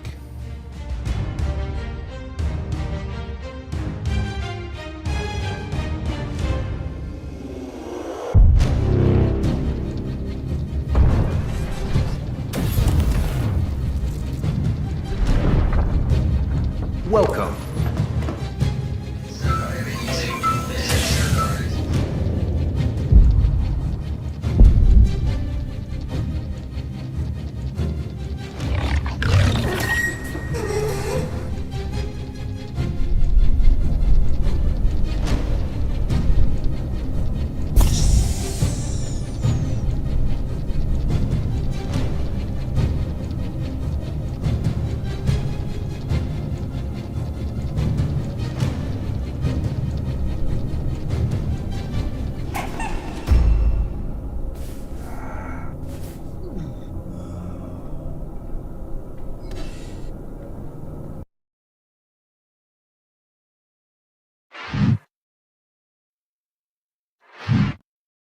Poor Jared. It was Jared all along. Who knew? Yep. So yeah, the Polaris update. Who wants to go first? I'll take a stab at it. Like I said before, with the detail that they put into this ship, and like he mentioned about the hangar door, that's true because I'm coloring the ship right now. I have, it is a lot of detail just in that hangar door alone. Let's see what else can I really say. Yeah, I didn't think that the main thing. I didn't think they were going to do a reveal. I thought they were just going to hold off, but it was kind of a good thing of big climactic that they showed Jared, and I thought that was pretty cool. Okay. Anyone else? Yeah, I'll jump in and concur with Pops is talking about, with when you're doing these cinematics, with my dad and everything, and glad to be able to have that being done with you, Pops. Yeah. The thing is that you get an up close understanding of how much work and detail that these things that goes really into this stuff. And like they talked about on ISC, to be very brief, how many people are working on just modeling it. Then you got to get to the point of how many people are working on animating it, animating the doors to open, animating the landing gears, doors within your corridors. All of that stuff has to be animated. And, then, going to the sound design team and than your gameplay team. So I mean, it's such a beauty to see it come alive. I'm kind of one of those people who likes watching the sausage being made. I'm cool with that. I'm fascinated by that. So it's a pleasure. That's disturbing, but okay, good to know. Okay. I'm messing with you. I'm messing with you. Dick Tipper, thank you for the follow. I meant to do that as soon as we came back, but my bad. So thank you for the follow. Appreciate it. Anyone else? How long did they say the break was? North End and Kusanagi. North End. How long did they say the break was? June 16th? June 20th. June 20th, okay. Yeah. I'm on At least it's not like last year. Kusanagi? Yeah, I was just gonna say, like, I know we were talking about this earlier for the show, and the fact they just showed like a tractor beam loading, the torpedoes up, was gonna kind of maybe irk a couple people, because of course you have people out there who would kind of want to one man the thing or one person the ship, and what you have is multi-crew gameplay. You have to have a person back there who's either using potentially a handheld or maybe a stationary tractor beam that they're using at a control panel to load these things up. So it just goes to show you how far we're kind of head towards the multi-crew gameplay, and you're gonna need a person back there. They might not be seeing the action like out on a window someplace, but they're an important part of the team that is trying to do an important job. So there's a role for everybody who wants to do a certain thing. So, and I'm glad the ship has a medical bay too. I was surprised to see it has a medical bay. I think it's a tier 1, isn't it? Huh. I think it's a tier All 1. right. Either way, I think it kind of, to me, I think it might even push it up to a light frigate in terms of like its capability, like it's kind of its classification. So I'm not sure if they're thinking about having something like that and having light frigates, but I think it potentially that role. Kalrati, during the break, I asked you to look up the original concept price on the Polaris. Did you find it? Oh, no, I did not. I was wondering what you're doing over there. So yeah, currently the Polaris is $750. Typically, when these ships go flight ready, they increase in price. So I want to know what the original concept price was, because right now it's $750. I can easily see it becoming $800 or $850. What do people think the final price will be when it becomes flight ready? Ooh. I think you're right. 800, 850, maybe 900. Ooh, 900. Ooh. Yeah. First military capital ship in the game. I don't know, Jay. 900. I mean, it's possible, but I think that's pushing it. Okay. 890 jump is how much? 950. All right then. So this is a military capital ship.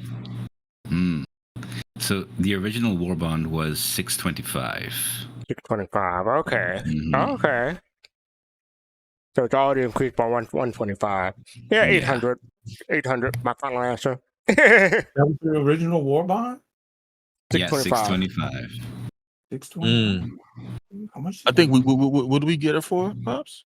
Wait a minute. About 7? No, I got it for less than that. Yeah, you got to look it up in your hangar or your yeah. Yeah, Bob, my final answer is $1, please, Bob. Thank you. All right, okay, well done. I gave you that one. Ding, ding, ding. Anyway, so yeah, that is ISC for this week. And yeah, people are looking forward to that Polaris. I'm hoping this update makes people happy. And some people are looking forward to the Ironclad too. I don't know if I'm gonna get that, but we'll see. I have to find out more details when it finally comes out. I do Krishna, wonder you if gonna say something? I was Jade. gonna say something. I do wonder if that front window is gonna stay blacked out like it is. Because that would be new if it is. I don't think it will. I think that was just for like where they're at right now. But it's interesting because when you go visit it, or like you go visit in the showroom, or you see it in space, and you see that blacked out window. It's just interesting. It would be the first ship, the first human ship that would be like that. Okay. Good catch. Alrighty then. That is ISC for this week. Next up, we have our community content. I'm going to say not Machinima, community content. And this is going to be paused because it's going to start. There you go. Unmute. Okay, so this is called We Were Wanderers from the Beginning, a Star Citizen short film by Mr. Haskaha. And this is 4 minutes, so let's check it out. A whole lot of people recommended it. Not a whole lot, but quite a few people recommended this to me. And I saw it, and I'm like, okay, yeah, I can see why. So yeah, let's check it out.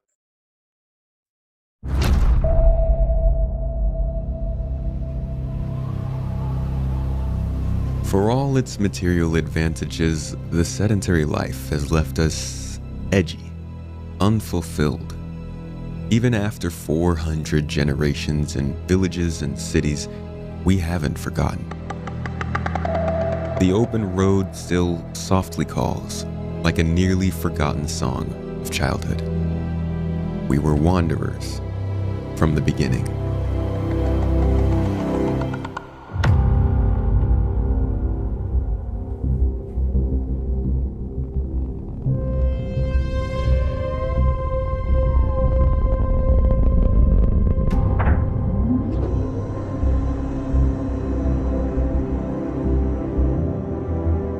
We invest far-off places with a certain romance. The appeal, I suspect, has been meticulously crafted by natural selection as an essential element in our survival. Long summers, mild winters, rich harvests, plentiful game. None of them last forever. Your own life, or your bands, or even your species might be owed to a restless few, drawn by a craving they can hardly articulate or understand, to undiscovered lands and new worlds.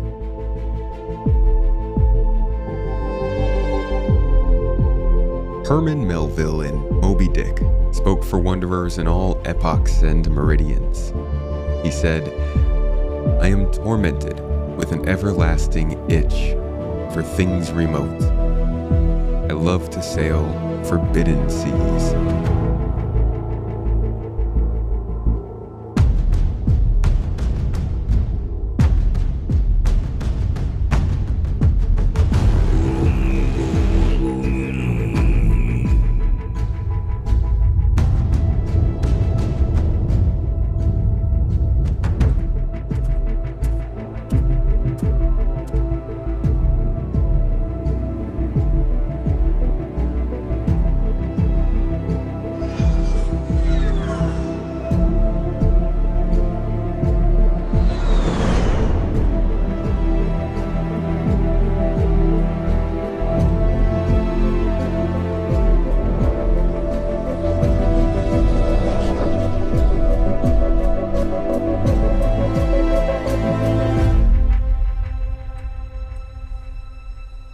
Maybe it's a little early. Maybe the time is not quite yet. But those other worlds, promising untold opportunities, beckon.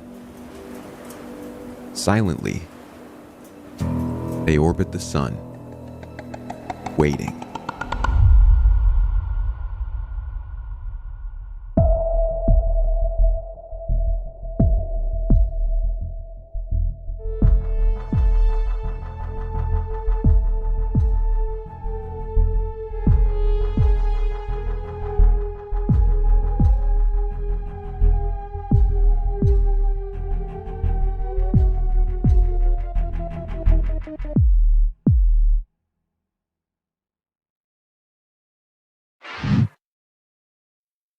We are back.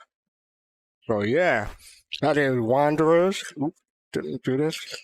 I thought I had it on repeat, so I guess I didn't. Yes, that is The Wanderers by Haskell, featuring Space Tornado and Ursa Riley on the music. I thought that was interesting. What do people thought? Amazing, outstanding. I'm a little jealous because I had this idea to do this like a long time ago, Rain Cloud, and I discussed it. But in fact, they even use some of the same locations. But it's amazing. Like I think so. What this is for people that don't know is it's a remake of a video called Wonders, which I had put the link in chat. But this is done obviously all within Star Citizen, and they've almost scene for scene have remade it in Star Citizen. I was speechless, and I think Space Tomato narrating it, um, it's perfect because like who better to narrate Carl Sagan's words from our community than Space Tomato? So wow. It's amazing. The only thing I would have changed about it would have been the scene where they're walking on Daymar and you see Crusader in the background. I'd have done that from the North Pole of Yella, but otherwise, because in the original video they're walking on ice, but otherwise, like not 11 out of 10. 11 out of 10 on it. It's perfect. Thank you for that. Yeah, I think it's pretty amazing myself. Anyone else? Nah, I mean, this is a very beautiful video, well made. I'm glad to see Haskaha, dabbling again in video production. Usually we see him you know, just championing himself and doing the photos and stuff like that. But I'm glad to see screenshots, this yeah. screenshots and stuff. So yeah, I'm appreciative of this. And Yeah. Royce Darby, thank you for the subscription for 21 months. Appreciate it. Thank you, Royce Darby. And I'm just gonna really basically add to it and say Askaha has gifted eyes. That's about the best I can really say. Space Tomato, one of the coolest, best people in the game, and everybody else that contributed to it. A++. It's great all the way around. Oh man, music. Oh man, felt exactly right, exactly to the notes, and yeah. What else can you say about it? All right, thank you for that. Anyone else? I just want to say that when I first heard this and I was like, Haskaha made this, I'm like, does Haskaha have a different persona? Is it really Space Tomato? Is like that's who the Haskaha is? I was so I didn't read because I didn't read the beginning. I thought I was like, oh, okay. So I thought it was like the same person. So yeah, that's my take. That's it. Good stuff. And potentially Haskaha is Space Tomato. Oh God. Don't put that out there. Kalrati, what you have any His thoughts? wife might have something to say about that. You may know. Yeah, so I think it was excellently done. I particularly loved that part where a bit of like a chanting kind of very bass-like segment in the music. There was some vocals that came in there. I can't remember which planet that they were where it started. I think it was on a snowy planet or moon. It could have been Yela, but it was beautiful. And then the EVA where they rolled and everything, and then the transition. So many scenes and so many transitions were just beautifully done. And props to the team for executing this. It really showed a lot of the lovely, vast aspects of the environmental features that Star Citizen has to offer. All right, thank you for that. Anyone else before I close the thing out? Alrighty then, yeah. Congrats. One thing, Utho Riley did the soundtrack for this, and I think more people should check out Utho Riley's compositions. That's all. I agree. And I believe this is a shoe-in for MVP for next week. Or if not next week, then the week after. So, yeah. I'm expecting. So, we got on this early. This came out 2 days ago. So, yeah. Congrats. Congrats to people who already who put this together. So, great job. Alrighty then. Gonna close out. Thank you, everybody, for being here. Thank you, Admin Kushinagi, Face, Jade, Kalrati, Northern Trooper, and Poppin' Faith. On Saturday, have full voices at a new time, well, not a new time anymore, but newer time. Instead of 3 p.m. it's 2 p.m. Eastern. So check that out. That's when Griffin Gaming RPG talks about what's going on in the Star Citizen community, but he covers something from Spectrum, Reddit, and something from the community in general, or he just goes off on his own with his own ideas. Thank you for the bit, Daft Hole. Thank you for the 100 bits. Appreciate it. Thank you. That is part of PodSat, a podcast Saturday with Soul Voices at 2 p.m. Eastern, Captain Table at 4 p.m. Eastern, and Relay Station at 9 p.m. Eastern. So convert all those to your local time. Then on Sunday,